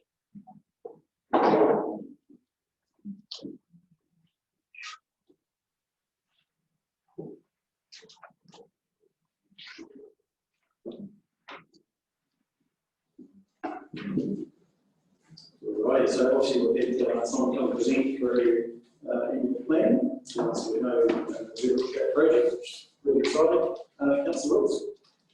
Thank you, gentlemen, and yes, we're fortunate to have the presentation before, but I was just wondering, have you got any sort of figures around what economically this could bring to our district? When we've taken to, I suppose, we look at maps, let's see, when we incorporate our cousins down the road. Do you have an idea of numbers and how they can look locally? Yeah, I could answer that for you, Councillor. So this is a figure from the New Zealand Cycle Trails Networks and ranking program. So it's audited by MP. For every dollar invested in the trail and built structure, you'll get $3.55 annually back to your community. Yeah, I just support that, but actually that's backed up internationally as well. It's spoken, it's a good question, it's spoken us, it's not something necessarily as a voluntary group, yeah, we're looking at, but it's very valuable. And certainly in Scandinavian countries, the return is even higher than that. And the return is almost up to 1 to 8. Now that is mainly because it's in bigger areas and getting people who are not using the vehicle anymore, and so the health benefits for the society are massive. That's why 1 to 3 is more realistic in terms of what we should do. Thank you very much for that. Appreciate it. Councillor Clinton. From what I've read, the billion dollars will get us the point, which is great. How long are you predicting to perhaps you get to Tekapo? What's the sort of time frame for that point this year? Do you have any sort of idea? Well, since our last meeting, we have mapped out what we're going to do there. And the first answer to that is how long is a piece of string? Because it really depends on our funding. And so we're pretty excited. We've gotten updates in terms of our funding. And I'll get to comment. We've been talking with the transport agency and our contacts in that space for cycleways. So Phil, do you want to just give us? Yeah, so just an update since the annual plan. I had a call last night from a representative of NZTA, and they were just ringing to give me a verbal notification that we'd received 600,000 from them.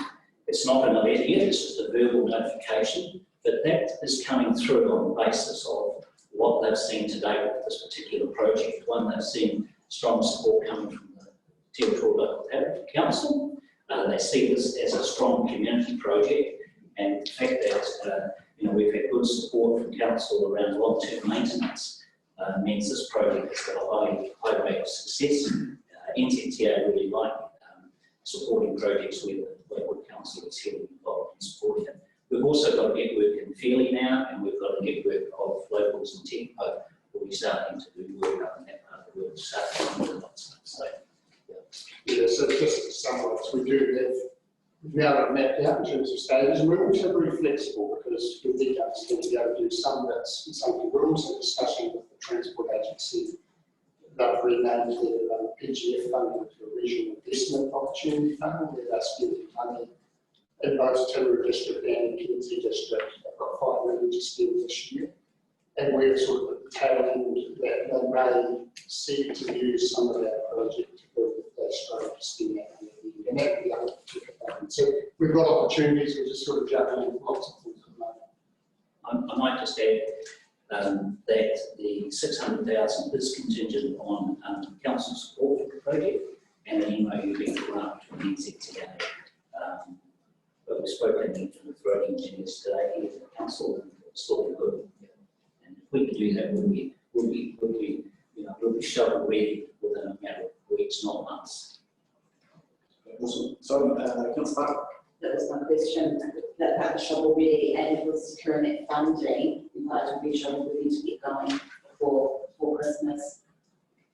We'd like to open point before the ski season next year. Yeah, well, I think we are. So one of the things we've got, should we say, 2 main people groups in terms of stakeholders, council, 3 really. Yes, road control authorities, which makes up both council and transport agency, in terms of where we might put the roads and private properties. And so we, in terms of the major one, which is the spine, is the stakeholder, we've got a draft licence to occupy, so from effectively Timaru to Tekapo. So we've drafted that on the basis of the whole, and we will do it as an addendum to lock in each piece. So it just gives you a little bit of confidence of sort of where we're at. Contractors? Yes, all. Thank you. Councillor Dorcas. It's probably pretty much been answered, but I was just going to clarify that 250,000 will allow us to ride our bikes to Kills Road.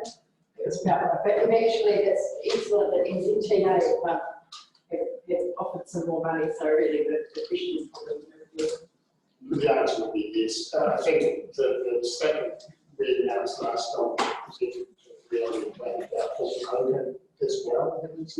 So we've been a little bit careful not to progress that because we're just again juggling both we sort of tentatively will get done in September this year. And we're still juggling that. But the answer is yes, we're looking to continue to grow. Wonderful. That's all. It's now a question for myself. Obviously, there's 4 pillars that we're looking at, which I think exceeds. Also, going up into our cousins back road up here in Kinsey country, has there been discussions with them at the stage and see what they'll contribute? So I can answer that. So we've had communications with both Graham Smith and Suzette around potential for development there. Graham wasn't able to get to the last meeting, but we had a meeting with Fairly Locals about 2 weeks ago to see that level of support, and we presented a small document around the sort of annual plan timing, but we get to a formal approach. We really want to look at the NZTA opportunities to roll funding. And so you just had confirmation of that investment fund, when was that, sorry? So the funds from NZTA, 600,000, is for us to spend in this financial year, and that's part of the condition, and that will be outlined in the MOU with the council. Wonderful, thank you. Thank you, Councillor Rowley. Thank you. Thank you. The 600,000, is that purely a promise or whatever it is that purely for this fund, for this actual talking about this particular cycleway? Is it specific to that cycleway or is it general overall? I'm being greedy here. I'm just going to ask the question. I know someone I was trying to find it there. You did mention having a link, talking about a link from between our different country towns, and I just wondered whether that was That's on the bottom layer of chocolate, so it's still on the top layer. Discussions with Richard Kennett from the Nana Rank program, he's very keen to see us link that in to both to Geraldine time, and whether that be by quiet country roads or formal track, that's yet to be decided. But the aim at the moment is to get to Prism Point, get it built, so people can see what we've got, and experience what we've got, and understand the value of having a dual carriageway. Because there's both, there's a cycling and walking pathways that are not limited to cycling. And, statistics at the moment indicate about 12 to 13% of people who use cycleways in New Zealand are actually pedestrians. Thank you. Cool, thank you. Look, and I just like the conversations with you, Graham, as well. He's really keen to see us in that, so which is just good progress. So thank you. Really appreciate the time for this on. Really cool project, and thank you very much.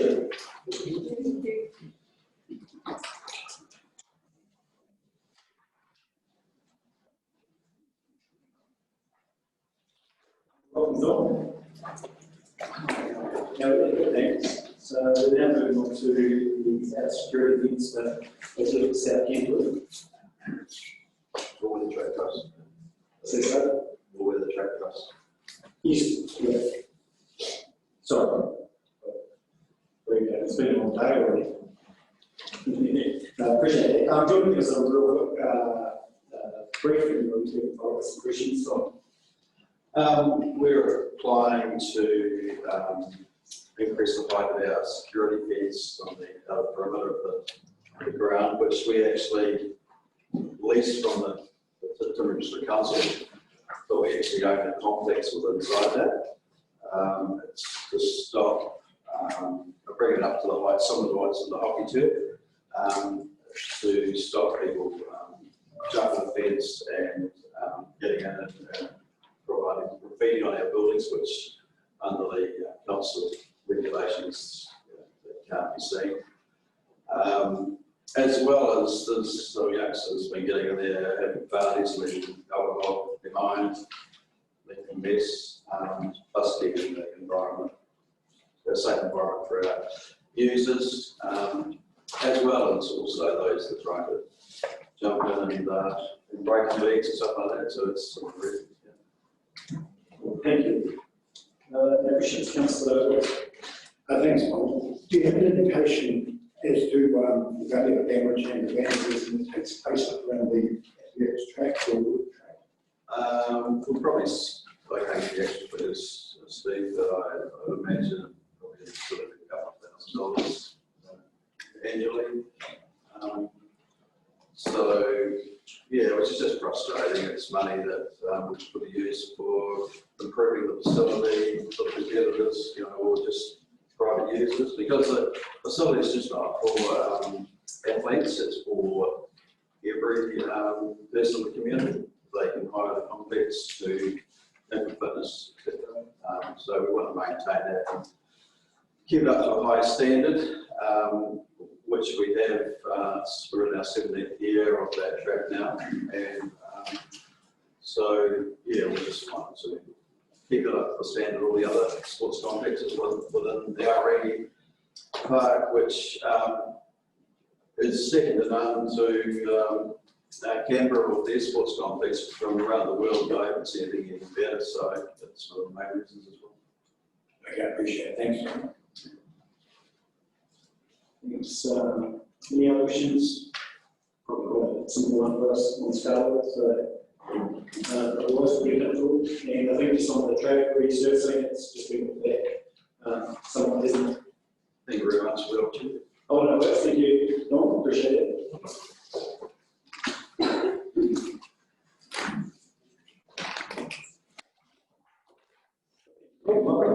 Thank you.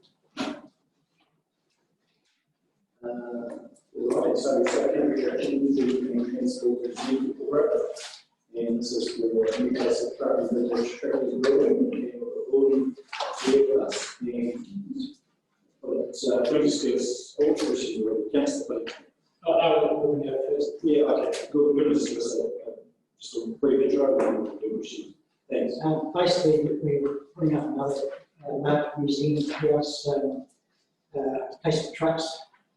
You might not realise, but Timuru's got the second largest place of truck collection in South Island now. We just need to put some bank account, we're doing it. But there's about 50 odd trucks out there at the moment, and we've actually got about 70 odd machines. So we want to build a bigger museum with trucks, and then we've got tractors and things on it. So this is all really about the Corbin South Hume history. We've got the first Harleys truck, we've got the first horse truck, we've got a lot of the first trucks that transport started around here in the museum out there. It's all restored, very, very high quality. So it looks really good, so we want to stand on that number there. Ultimately, we would like to end up as creating like a museum tour, so we could actually do a day's tour where we could use the Timber Museum, we could use the physical, and we could use the transport museum. And that would give you a good overlook of urban South Canterbury. Cool. Councillor. Signal, but obviously with the passionate members and have that sort of stuff. You're over on a Saturday one to 4, and during the year, what sort of visitors would you get? And what events do you hold during the year just to bring people into town? Generally, on Saturday afternoon, we would have people come in all the time, visitors from, and all over the country, you know where you come from. We've had quite a few bus trips come through, but right at the moment, we're transitioning by shifting the heart around museum back, so we're sort of in a state of construction. It's not really ideal, but number-wise, it all depends on the tour. If need be, if we have bus tours come in, which we've had quite a few, one of us will go out and get them and slow them up and show them through. Thank you.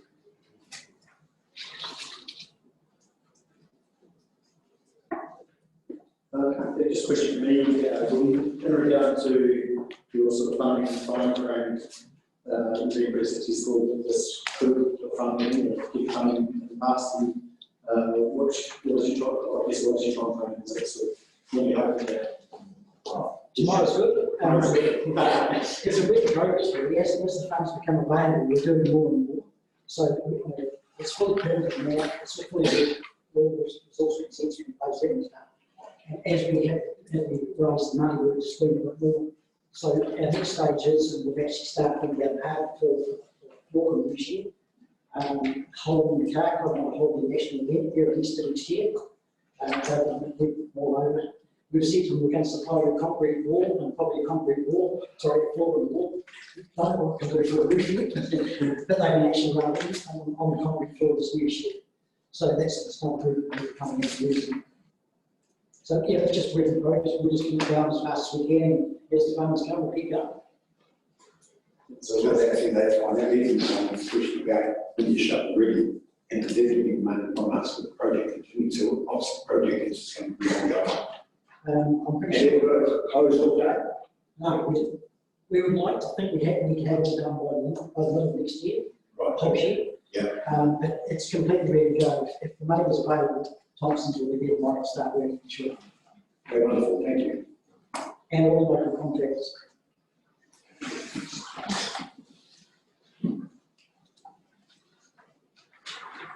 Any other questions, Sam? Thank you very much. Appreciate the call, thank you. And David,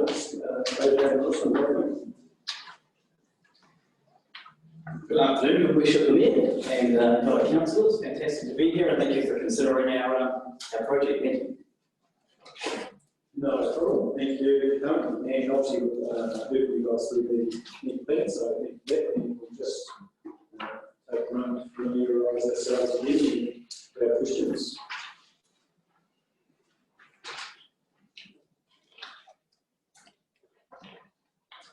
Probably from me to government, obviously this is just to get it to the point where you can go for funding. What sort of what's the funding strategy look like in behind this?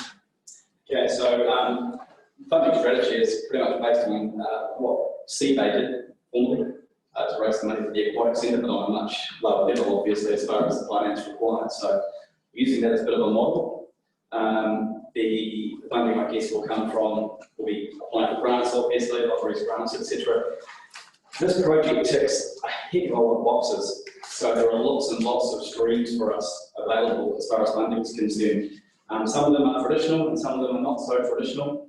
In fact, Rose, you've got some more, or some less traditional ones as well that we're looking to target as well, with the arts, for example, and yeah, just reaching out to as many different organisations as we possibly can. We're ready to go with, as far as our strategy is concerned, going to different groups around the region and getting them on board and using their funding streams as well. So we think that's going to be pretty successful. And then the rest of it will come from public fundraising. And like I say, it's a project that ticks a lot of boxes. We think the public, certainly the feedback we've taken from the public has been really, really positive. So I don't think it will be an issue in raising the money that we require.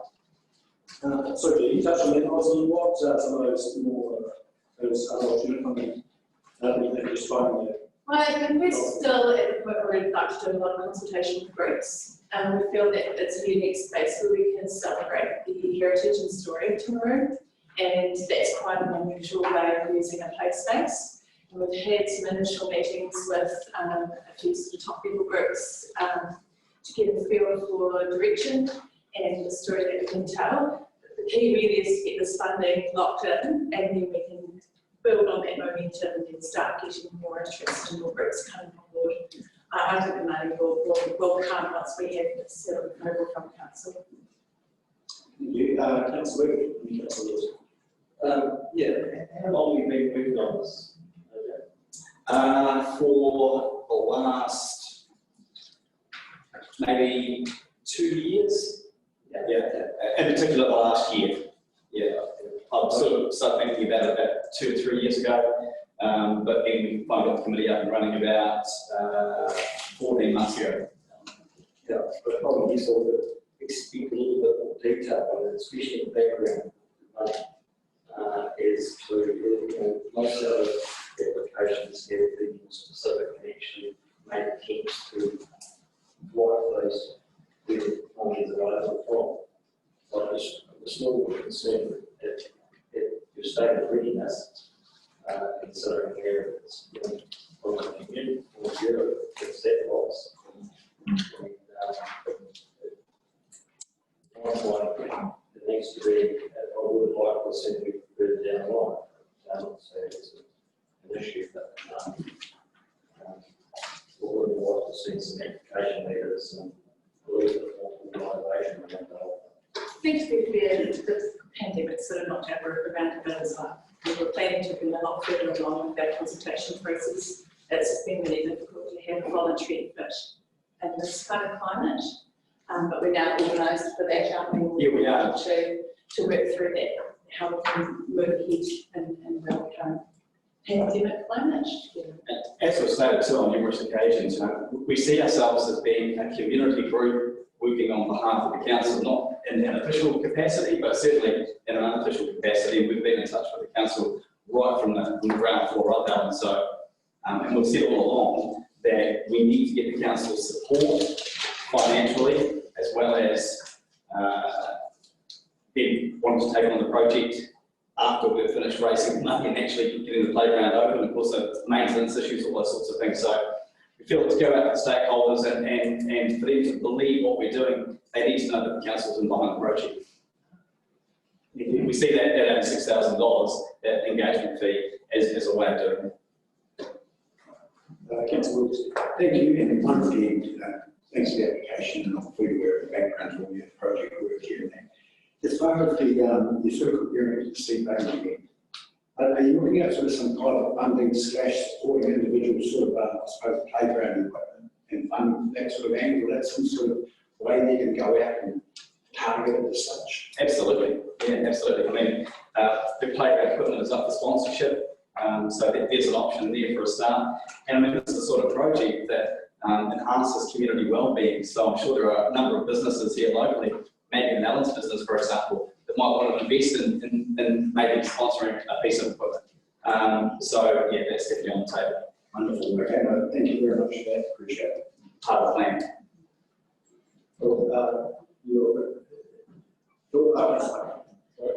If you received 86,000 and went ahead with liaising with this Playground centre?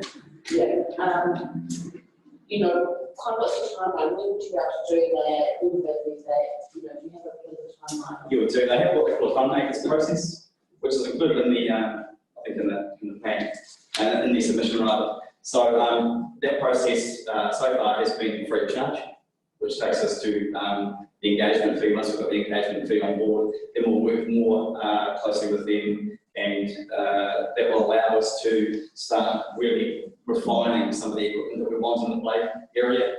And it also will enable us to engage more with the community too as to what sort of equipment they want to see in that.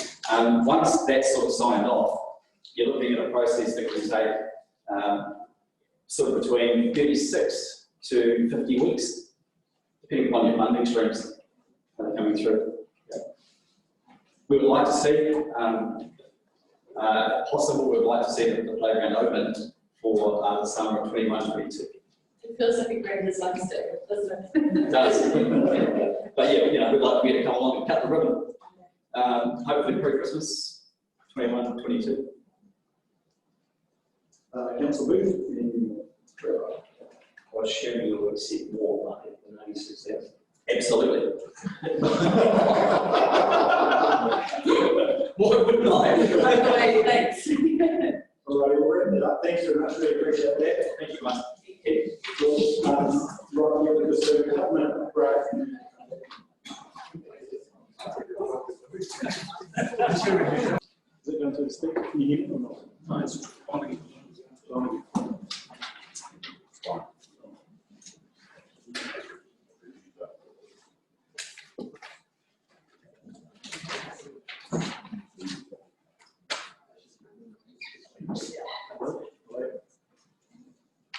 No, I don't think so. It's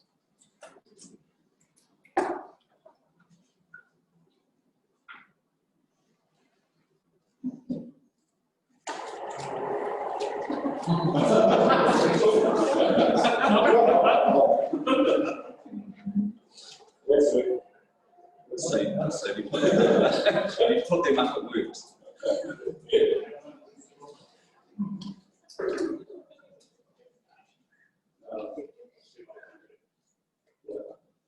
sorry, talk amongst yourselves, we'll do those strengths factors, so we can do a running total of our approval, so just talk amongst yourself, or we know. Time for a little bit of flight time, pray that you stay local.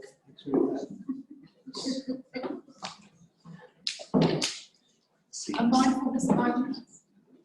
C play want to change it to Catholic play to see more money. They could have done it.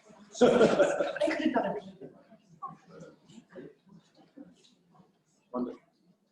Keep on 4 seats, 5 seats. Yes, you make it 5 seats, it's very good.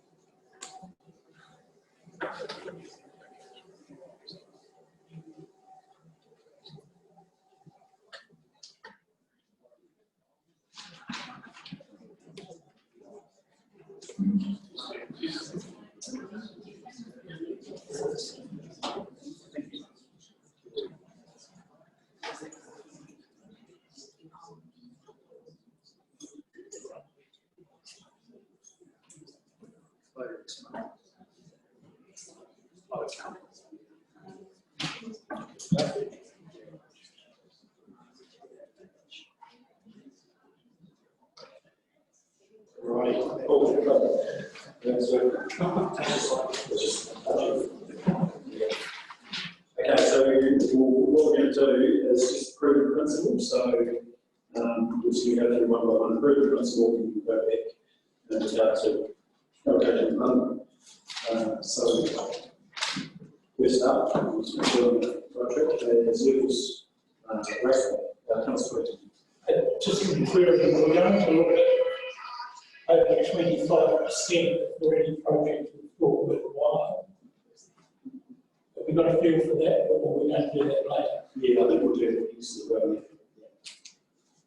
Cool. So we'll keep through. So Nichols Raceway, I really just want indication to take through the stage, so approve the principle.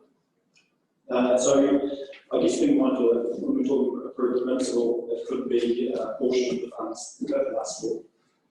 It doesn't necessarily go to the full. Yes. Oh, I think Yeah. So it's yeah, just raise these raise hands. Yeah, comfortable with that? Approve the principle. Okay, so that's yes. Cool. Move forward to South Canterbury resurfacing project for principle. So I think, yeah, for principle. Yeah, so that's yes. Flying gym housing project. Approve principle. Not enough. Okay, so we'll just park there for now. Then we can come back to it. Move forward. Okay, sorry. That's the words. That's the words. So let's do this one. Yeah, I'll get it. Worship. Just moving on to the redevelopment of Alpine Energy. Obviously, we have conflict of interest with worship of mayor and just step aside from this. So we get an indication of hands, please, those who approve the principle. So, yes, so that's approved. Thank you. Great to see back again. Well, thank you. Two of the projects. So the 2 projects, approve the principle. So 2, 3, 4, 5, 6, 7, so it's enough. Just carry through. Drilling domain. Yes. 7, welcome back. close range, the currently future range. Okay, it's got the new week probably advise, I know we, one of the issues is advise that we can advise teachers in these to apply for funds. Moving forward, we have facility boot camp, secondary training.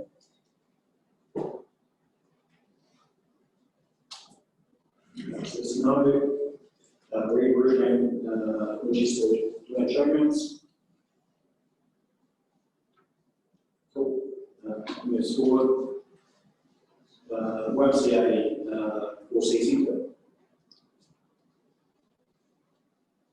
So just contrary thoughts, just don't make it specifically fits with this fund. I think we probably agree that it's a really good project, but probably doesn't fit parameters of what we're trying to achieve. It's cool.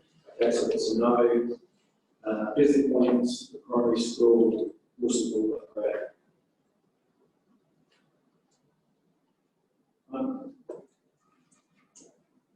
Two.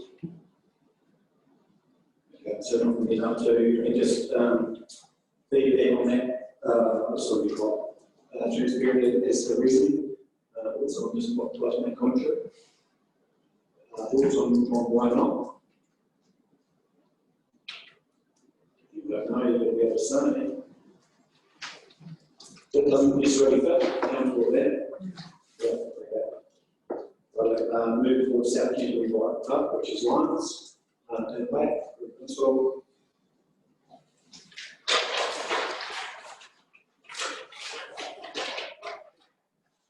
During some things, just the question road funding. There's no with that. During the festival, just the BT funding again. No. So we move on to St Mary's. No, it's cool. It's no. Okay, cycle trails that runs Merchant Cave. Yeah, okay, cool. Yes. Does security fence for athletics?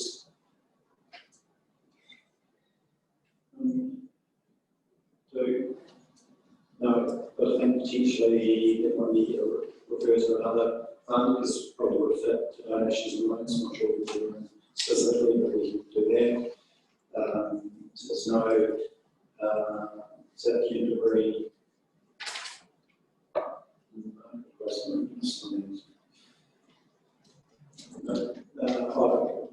South Canterbury Marketplace Children's. No. And then we have new place of trade in the church building.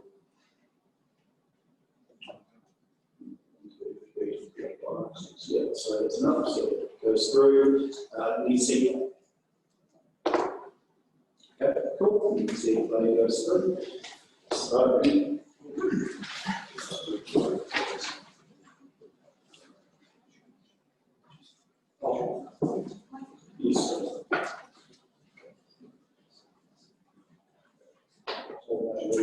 Yeah, so I just want this in regard to the Catholic Church, just reason, of course it doesn't really fit or around the ability to get other funding. Doesn't fit? Okay, comes through, thank you.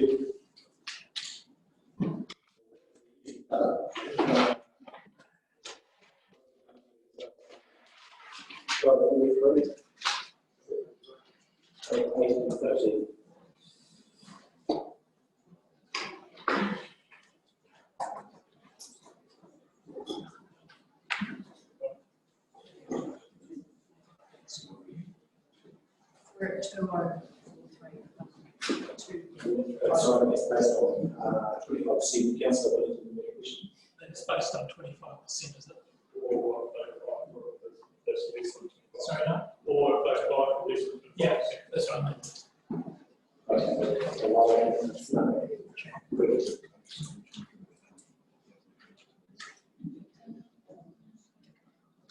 let's just work through one by one, and we'll put a final decision, because we'll have to put through resolutions later on. So, see some people's race they have issue that we'll see more than 25% yes. Sorry, Mark, could you just clarify how much short we are from 1850 to what was the amount? Or we just 200,000 short? Yeah, based on 25% of the list location model, necessarily fully requested. I'd like to make a suggestion that we, what would the number be on the Fraser Park Trust if they were to make the difference there and the largest amount? So take 200 off there. Take 200 off there. Yeah. Or pro rata. Or pro rata. Yeah, 1850. So if we take it off the pro rata, see what the numbers run for, it might say, I'm guessing how many checks. Pro rata is probably the best way. 10%. Yeah, we just pro rata it, then you will just be conscious that, I'll just use it as an example, like some sea clay product down, like achieving funding, so we can probably go and fund additional funding, so just be conscious of things like that. So What about the original one? The one you said first, Stu, with the taking if we're 200,000 short, if we took that off the $1 million, then most people are getting most of what they want. And Or at 25. or up to 25. That only shows really the industry cost of the ones we actually approved, see that really is spending to the city like London.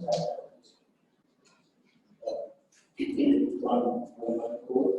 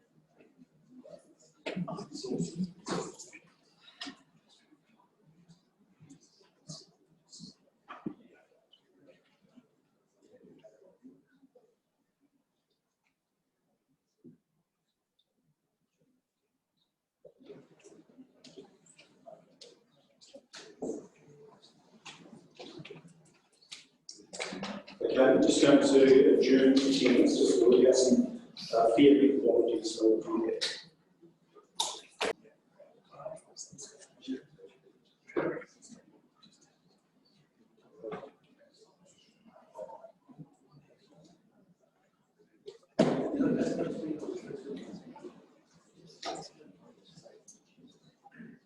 All right, Please, take 6 minutes.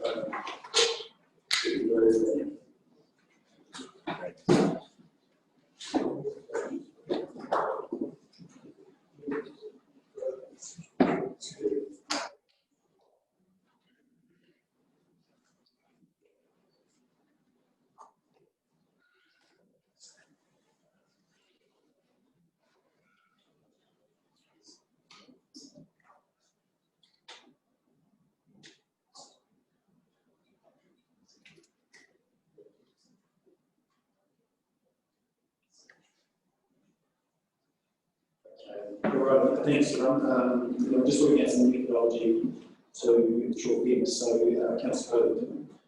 I just think we should have some quick discussions with around 3 options, whether we prioritise them, whether it's level 20, whether we just straight up pro rata it, and those groups are a bit short, go to loans, and there's other mechanisms, whether we just make an arbitrary decision around it. So just how everyone feels about that. Yeah, thank you. And I think there was another option, which is combination, which is, so we do know that there was some probably that need, that aren't likely to go in without having it prioritised. So you go through the full list, put some priority against the lowest, and then pro-rata the others. So there may only be 1 or 2 that need potentially that full amount, which would be prioritising one over another. And then I'm sure everyone in all reality wants the full amount, but where we see it forward. So, Councillor. Thank you, Worship. I was just considering possibly if we looked at on the applications, it says we take 10% of each application and then bring back that 180,000 or thereabouts. And obviously it's going to impact on 1 or 2 of the projects that need full amount, maybe there be some negotiation near the end of that. Councillor. Yeah, I'm just looking at what the criteria is. I think the press should prioritise in a gap, which go from the top down, and could potentially some of the bigger ones will be the hiring, and we can press look to prioritise some of the others. Yeah, look, I think the point is not necessarily on size, but going back to the point of the fund, around getting the best bang for the buck for this money, would be multiplied, would be well-being. So, who's comfortable with the priority approach? Or something, I mean, pro-rata would be easy, but we can I just feel that prioritising, prioritising that should be fairer in what we could work with. You understand what I'm saying? So pro-rata would be easy, but there again, what are the gains that we're trying to get for the community? And, economic multiplier, as an example, might be one. And, just, not fully allocating what someone's requested versus the way we've approached it. Thinking of the tools. Thinking of that. Just So just to make it clear, are we prioritising them and saying that all 4 economic, social, cultural and environmental hold equal weighting, or are we prioritising saying that economic has more weighting? Very good question. We could be here for a month. On that one. Yeah, no, I think if we do that, there's something on the matrix where they sit in the community, the importance for certain members of the community overall, there's just too much to go there. I think we just have, we're right down to the ones that we think that have a virtue and fit most of those things. And I think we need to, probably prorate them. In terms of the area at the moment, So I'm just getting back up what the initial application is for. And we can look at the rest of the application and go from there.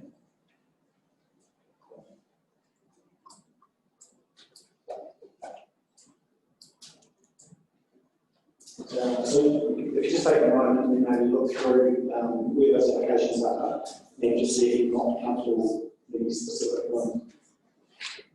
And it's based on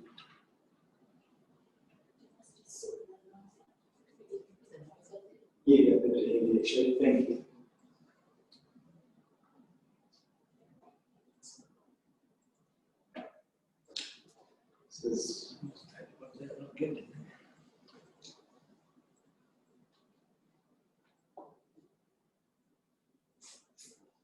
This is not Excel 101, it's a little bit more advanced.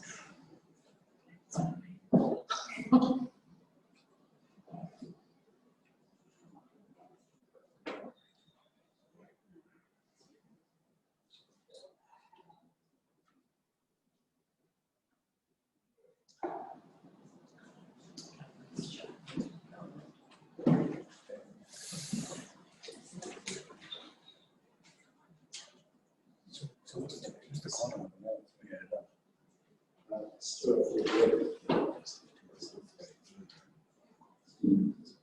Based on 25%.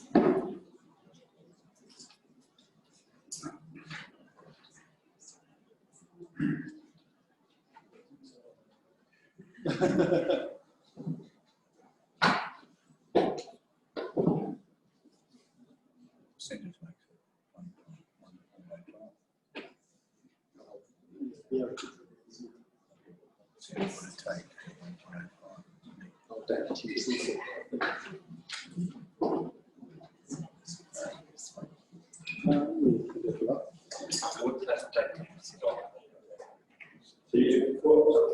Through the workshop, what's appearing here is, if you, in terms of the owner subscription, in rough order now, if you were to program each would lose about 10% of that 25%. So that is one mechanism. The question you then presented with, if you go back to the criteria that you said, is it fair and equitable, do you think, to treat all equally, or do you wish to say, actually some, whether by quantum or priority or some other things you think should have an amount reduced, and are there others where you would like to fund all of it? Because in actual fact, you think that's fair and equitable and it will achieve the objectives that you set out and when you set the fund up without compromising your view of other projects. So that's really the decision for you as those two. And if you do the pro rata, as you say, very quick, right, but it doesn't achieve the outcomes. If you decide to make an adjustment to one or more, you are by nature prioritising some over others, and that's a judgment you're entitled to make, but you might not be able to consider it against the criteria you established. Would you be so kind as to do the pro rata by 10% on the next column? Just so we get a feel for what everyone will be reduced by. Thank you.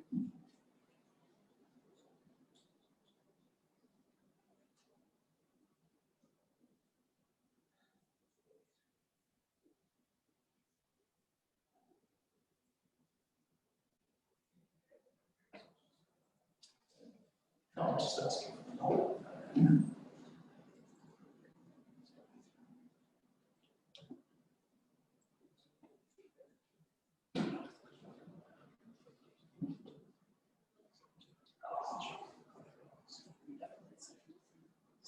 So it's more like a great to see. You hold those numbers for us, Brian.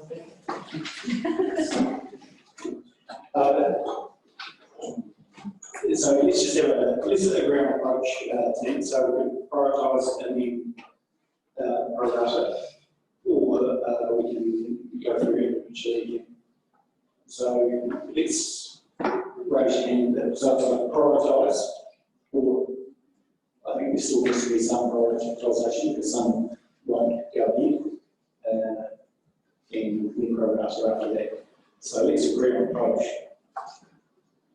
So that you're looking at the pro rata pretty much with between that to achieve 1850 and probably prioritise what is it, or do you want to go through it individually?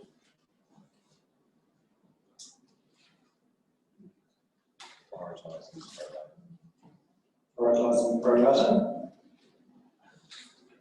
So as an example, I would suggest that as a priority, you would, you know, maybe I'm sure you see on scene, like to see play, might struggle with shortfall of 8,000 to get you over the line, and so you would prioritise that at 86 and then prorate the balance. So for example, it's the essential prioritise and prorate it. So I'd like to see that one energy for our places. And, yeah, okay. But just considering that Easy. project. Okay, well, let's, do you want to go through and agree prioritisation? So do you want to do it? Are you comfortable with that approach? Let's agree priorities. Starting at the top, bear in mind that we'll still have confidence and just get that to try and manage this going forward. So, yeah, this is all this here. No. So, this was priority levels. Yeah. Okay. I think I'm So in tennis South Canterbury is a priority. No, thank you, Mr. Minton. Okay, I'll just keep going here. Sorry, so we'll just do this one. We see the Alpine energy as a priority. That's what. Hands, can I have a show of hands rather than just tonight? Thank you. Yes, it's a priority. Cool. Thank you. Too many projects. Your worship, can I just talk to you something? I guess for me, to look at projects is longer down because I do see the golf, the dog park, the storyboards, the community garden, all being looked at through different sources of funding within TDC and through funding streams, whether it's through parks and recreation, through donations and loans, or through some kind of historical foundation. So personally for me, sorry Tamika, I see the applications could be allocated and funded in a different way. Okay, so we have, that's right, we have agreed with principle to get to this point, so we'll just note that off the side, so you can go through the elements, so let's go through the Julian priority. So let's raise hands, sorry. 1, 2, 3, 4.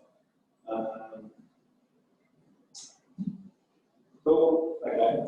Logic.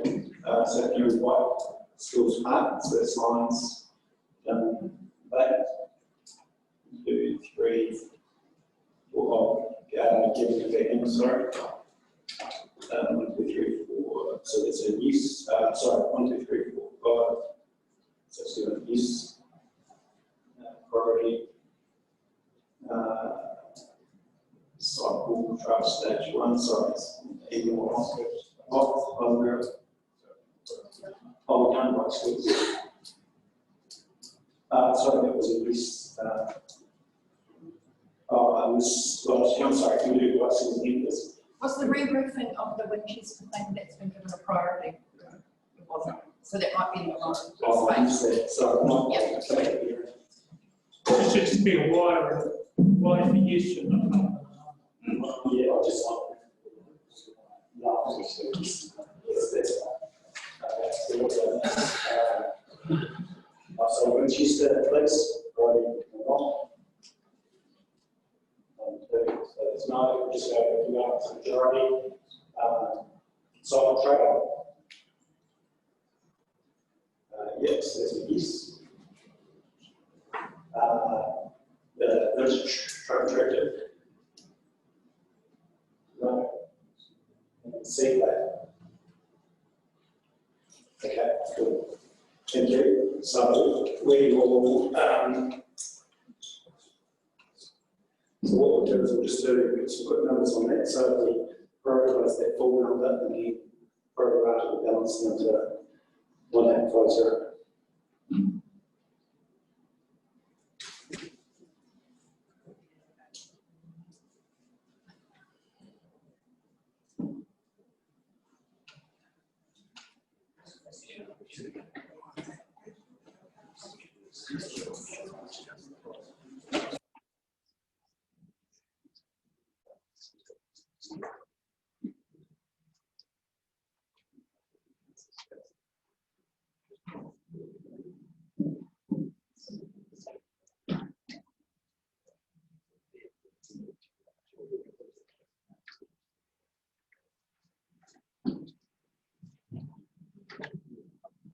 Councillor Wills, you just discussed it.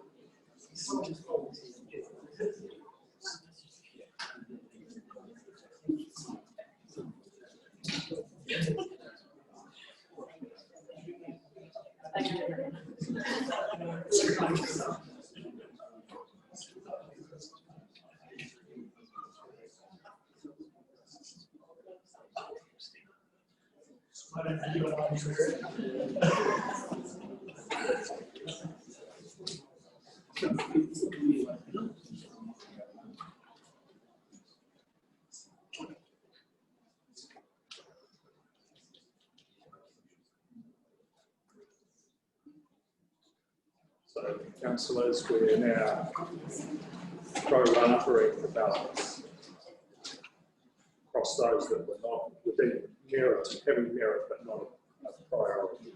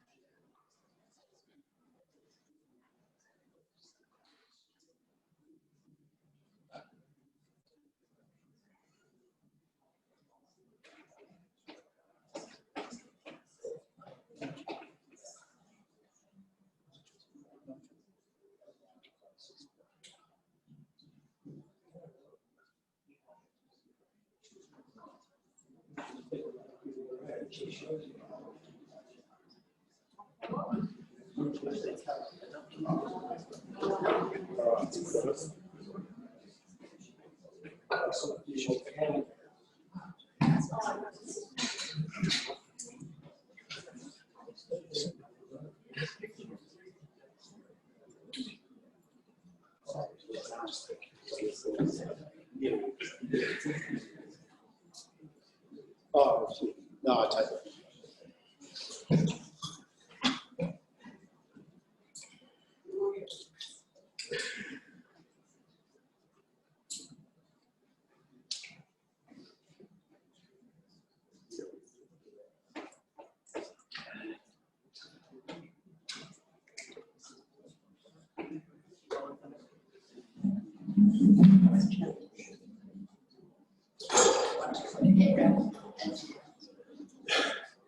Put the head round to 150.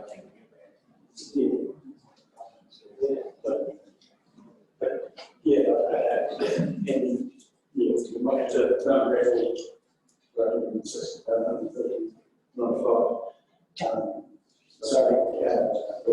Thank you, Your Worship. So what we've got there, as you can see, is that those priority are the same, obviously, but those that were ranked having not a priority as such. They've got around about a bit over half of what they had originally applied for. And I think probably what you now need to do is look at it when you've seen it and ask yourselves, are you comfortable at that amount? Those amounts are fair and equitable, and do they reflect the purpose for which you have established the fund? And are you comfortable that it will fairly reflect the objectives? And I think that's an overall impression that you form by looking at the first of all side of those that meet the criteria and those that are within the criteria, which are priority and priority in balance. And that's the discussion for you now in terms of how you manage this.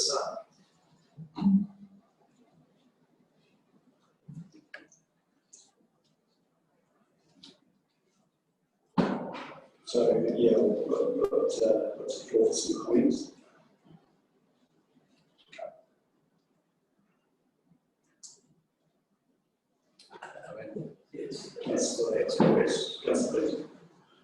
Well, I guess everyone that came today put forward a great case, and we have to divide it some way. Putting $1 million into the Fraser Park Community Trust enables $7.5 million to be spent, so we're getting that underway, and I see that as the type of thing we were after. So while that's the biggest proportion, I'm comfortable with that. And I guess we could spend all day debating what should be in and out, but I'm comfortable with from where we started in our first discussion to where we landed. Councillor certainly having a look at some of the key areas, I understand we're coming from Councillor Pennington, and certainly in look at the Levels Raceway, we look at the investment putting out there, we know that we get a return of $4 million on that investment, again, for our economy and the benefits of that as well. Cycle track, I know we've been told the $1 million that goes into that, we're going to get on an average $3 for every dollar invested. Again, we're seeing very positive investment. I'm just wondering that with the likes of some of those real big funding that have applied, i.e. Levels, Tennis South Canterbury and the Raceway, if we take 10% of them and we fair equitable to the other applicants who are all worthwhile, then no one's been penalised, and we have some comfort knowing that they can also all go ahead with their projects, which are all going to benefit our community. And I think if I look at some of the big brothers over here that have got big pockets, they're looking for the biggest amount of money, if they're looking at the smaller groups within our community, I'm sure that they'll put their hand up and also accept that as part of being fair and equitable, so that we've got some really worthwhile projects that are going to benefit our whole community right across the board and meet all the requirements for business. Remember that if we didn't have this money here, we would be sitting around here. This is something we've tried to throw out here as a stimulus fund. We've narrowed it down, and I just think that we've got very worthwhile cases that if we go too much on the heavy scale for the big projects, some of the mid-range projects aren't even going to go ahead, but yet they certainly return some amazing benefits for our community. And at the end of the day, ultimately, this is all about stimulating local driving and meeting our four pillars. So I'm just suggesting that for our three big funders, we look at removing 10% and distribute that equally amongst our smaller applicants who we all agree have got priority.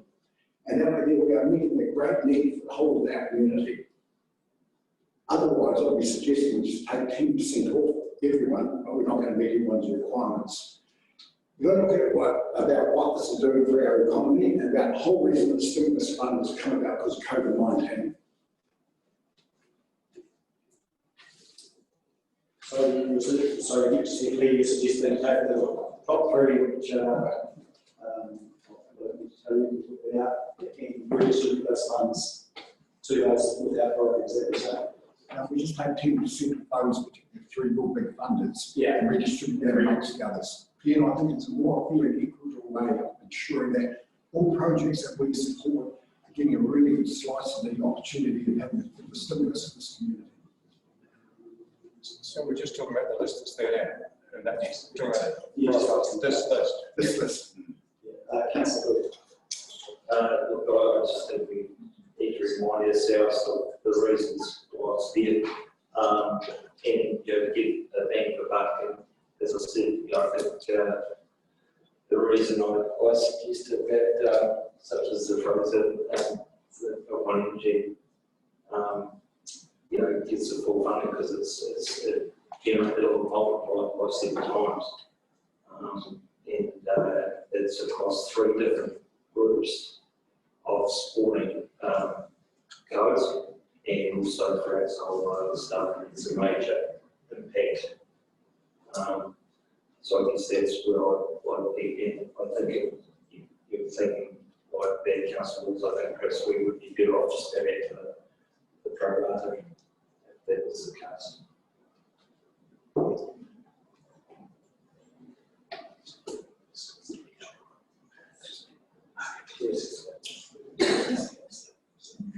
Yeah, so I just conscious that I did call out in regard to the rate that he's obviously going to do this, so no pressure on you guys to come back with a solution. So if you just hear that's the Wilson Can I just say, if we see this as the priority list, whatever thoughts is, it should be there. It shouldn't be set that this is the list for all sorts of reasons. The priority is the only way forward, isn't it? Surely, if these are the priorities, surely that's the way to do it, isn't it? Because we could relitigate, I'd like to relitigate the priority list, but we can't do that faced with this one. So, the point is, I'm not going to jump the queue, I'm sorry, but we all set this one up for jolly good reasons, and we're all enthusiastic about it, and we now realise how tough it is, to be fair to everybody in the community. It really is difficult, and now we've got this difficult decision to make. And if we do believe that they are our priorities, I guess the simplest way and the fairest way, if they are priorities, is to promote it, and the job is done. Thank you, Your Worship. Just finding from Councillor Walsh, could we take 10% of those top 3 and just see what it would look like and how it would be registered?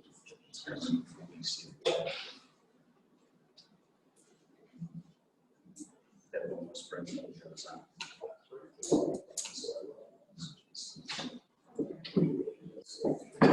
Through you, Deputy Mayor, can I just, because the nearest thing side, I think you've got before you a position of whether you effectively take some of those top 3 in the Mayor's side because he's involved, or whether you pro rata as Councillor Lyon has decided. So I think first you do have a decision here to make about whether or not those top 3 you take something off, or whether you effectively pro rata them, as Councillor Lyon has suggested, and treat them all the same.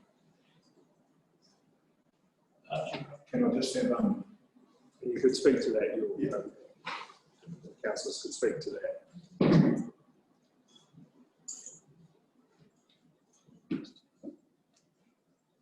I just had a question about the Fraser Park, which I think it's a great idea, but will it stand for on having that exact amount of money? Just that it's more than half of the fund, while it does meet the criteria, it does great things. If it were to say 10% of the fund and then the other half be distributed amongst the others.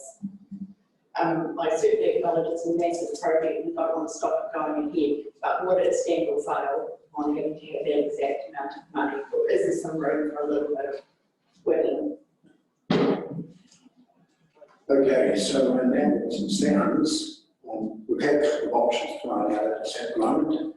One is about looking at saying 3 of our big funding applications and saying other people maybe give up 10%, so some of our other smaller applicants can proceed and also be successful, or do we just go with Councillor Lyons and also the suggestion we put forward earlier on, we just pro-rata it.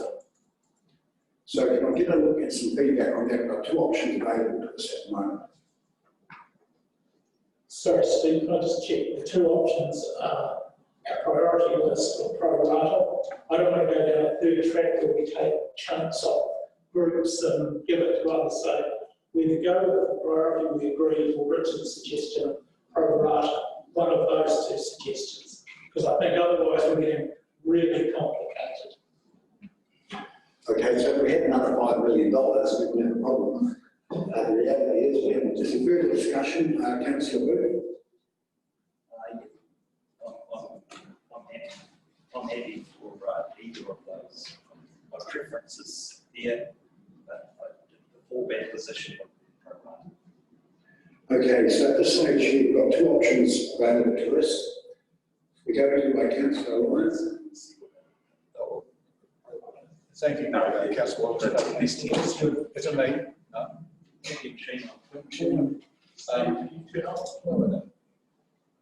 I'll just talk about it.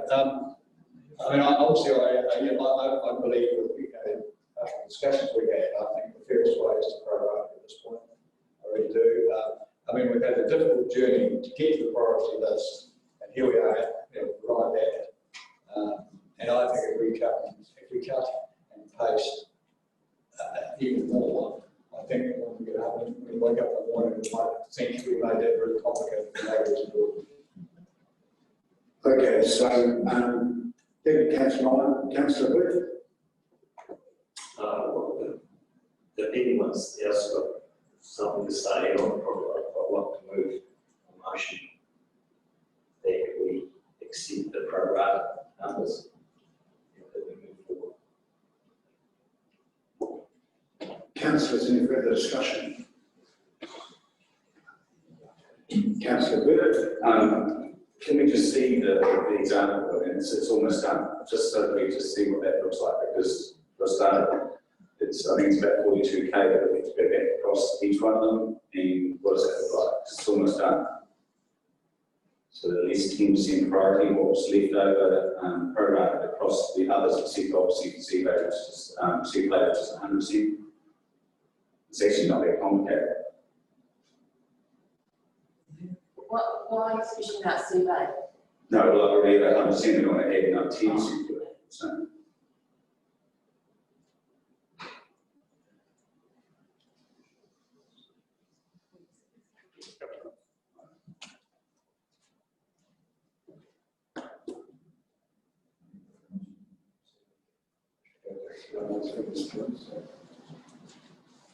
For your worship, I'll second councillor Booth's motion to Okay, so give me a voice statement. sorry. To Prorata, sorry. So is that across the, just my only example is seaplane, which is going to be 100, then 100 and progress. Get us home in the full. Sorry, can we just come back to, so at this stage, you've got a motion on the floor from councillor Booth that we're going to prorate, and it's been seconded by councillor Lyon. So what are those final figures going to look like? If we prorate, that's what's going to happen now, is it? This is straight prorata. Yes. We're giving allowing C place 100% of the 6,000. The rest of it's a prorata. So, Can I just clarify why we're doing CPA 100% and the other organisations are being prorated? I don't understand. Is that fair?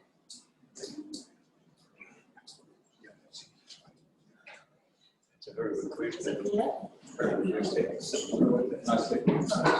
My question was, why are we prorating all other applicants except CBA? Is that fair? The question is that fair? Yeah. I think the key thing is this one, we'll struggle at this point with to get that other 8,000 so deal. Can't speak to it.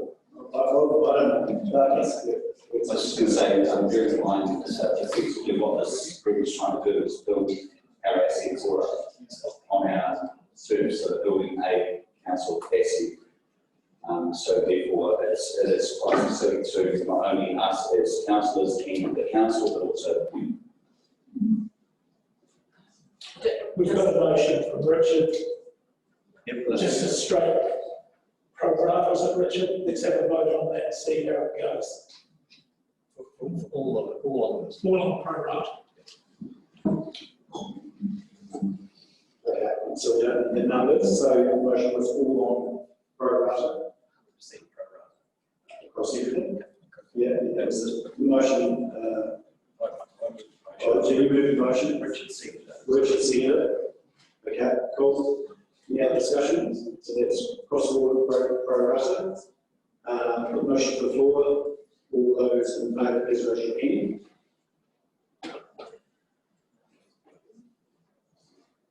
Against? Okay, motion carried.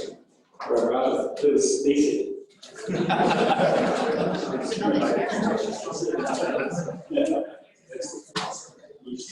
Okay, so just so you're aware, before you go down the dots, we will have to, but you probably say to go being with us. So we will be, sorry, we will be able to call individual resolutions. Sorry, no, second. Silence, please.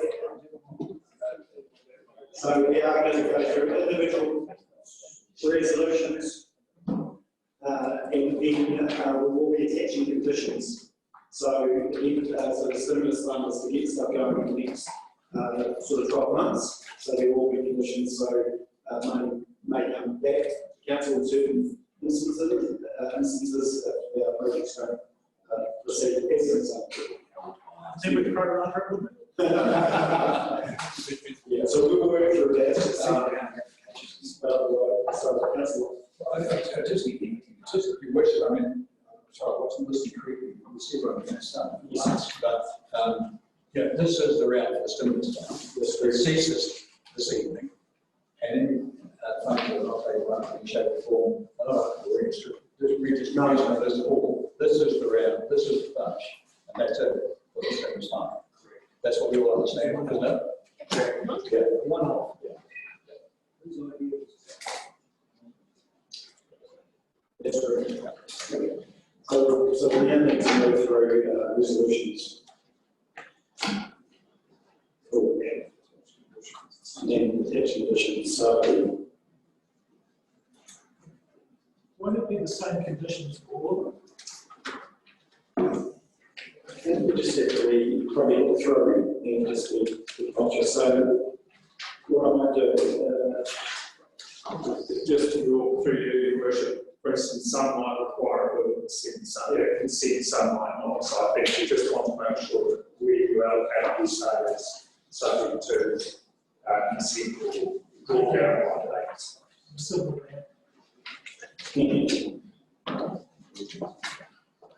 Okay, so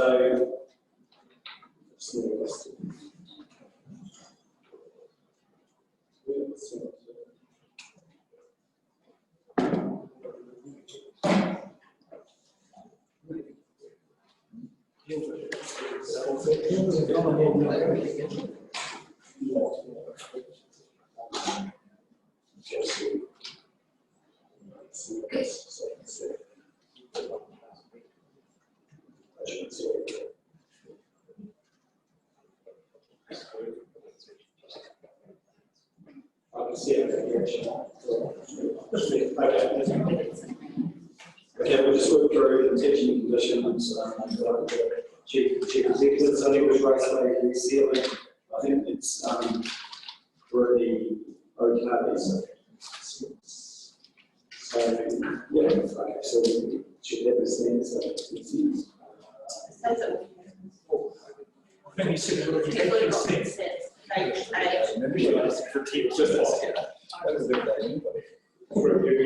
We just want to make sure when money is talked about in the actual fact of those consents, it's really an abundance of caution that we're exercising. Okay, so let's, is there anything else you wish? So,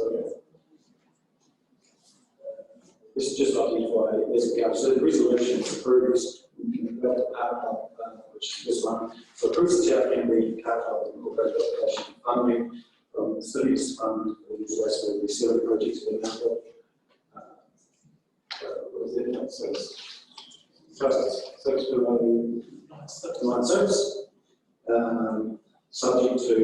any consents.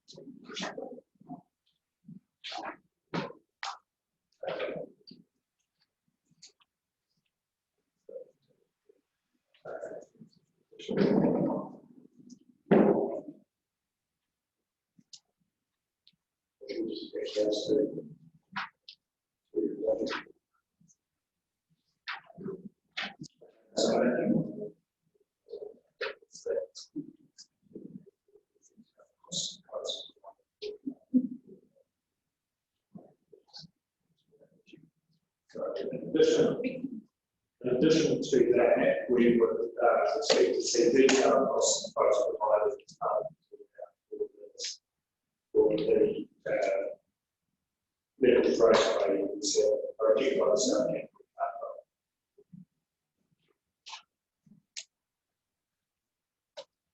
Yeah, so are we clear that we run for that? So we're going to see this as first, as well as before we was in the say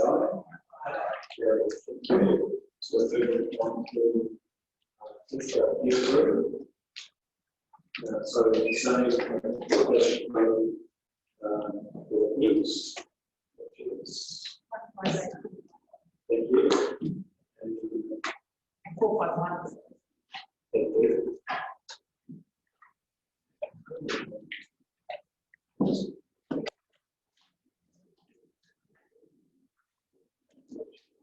Still seems like that.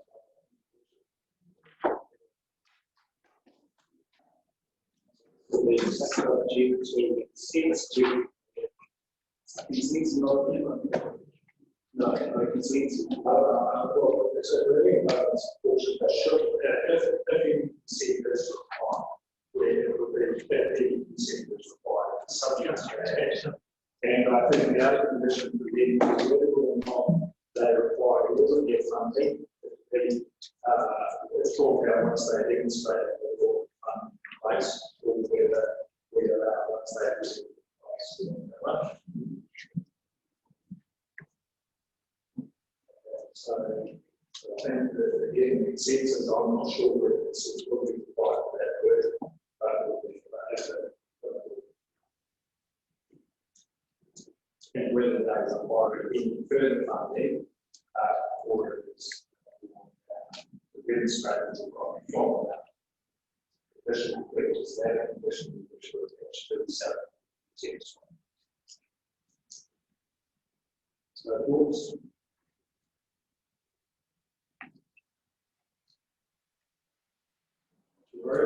So consents and I think presentation of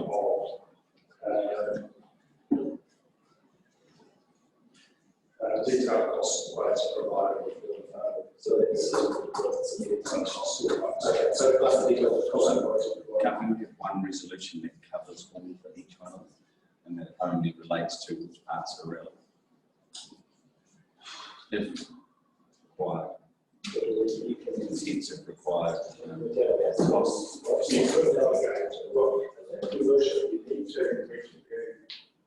think where consents are required, that is standard condition. Yes. Some are, any consents if they are offered.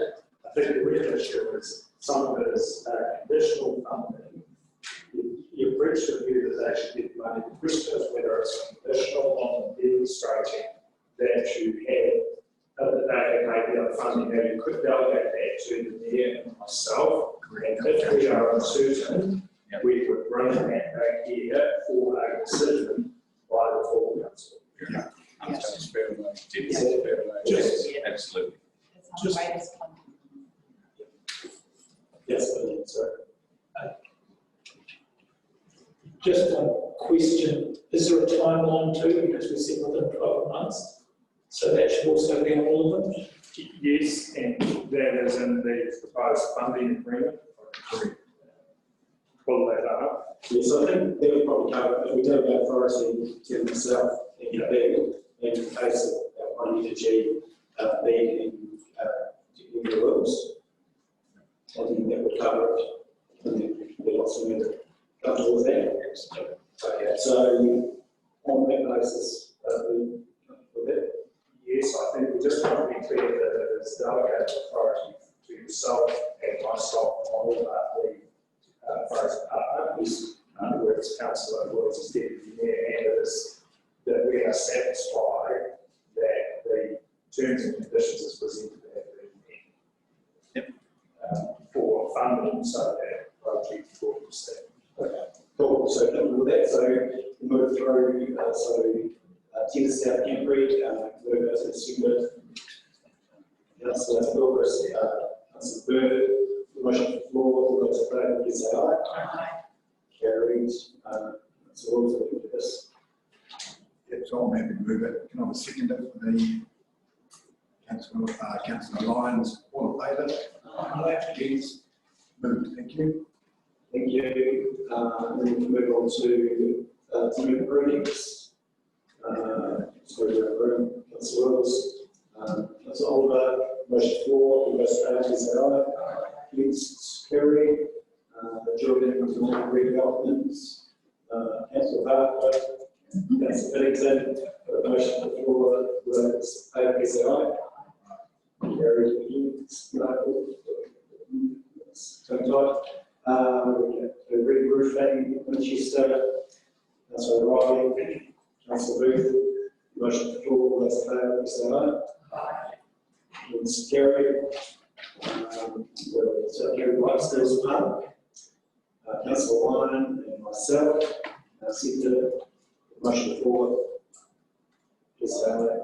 Thank you. So trail stage 1 to Rich Cave. As Wells, as Gilchrist, motion for, let's vote, please say aye. It's carried.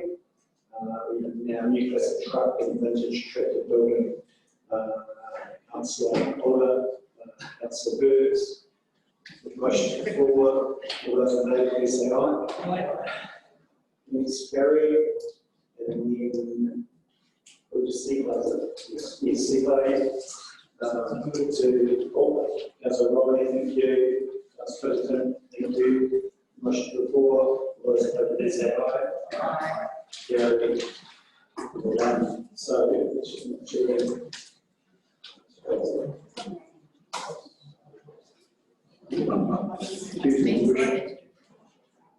Councillor, excuse, I've got to go to a public meeting now, do a presentation, so they're not going to wait.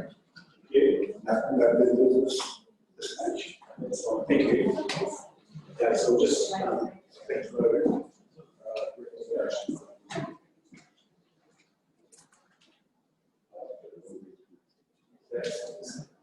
yes, yes.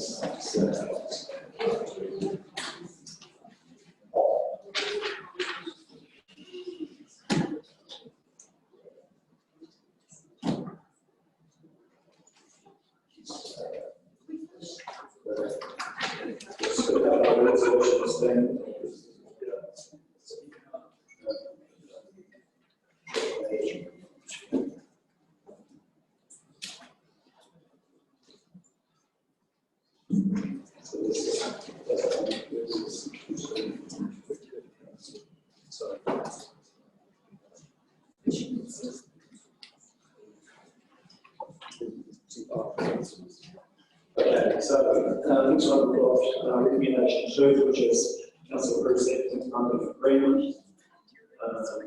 And we discussed it, apply funding agreement with the Energy Authority. There. That's all, thank you. That's one. Motion to floor, all those in favour, please say aye. Yes, carried, thank you.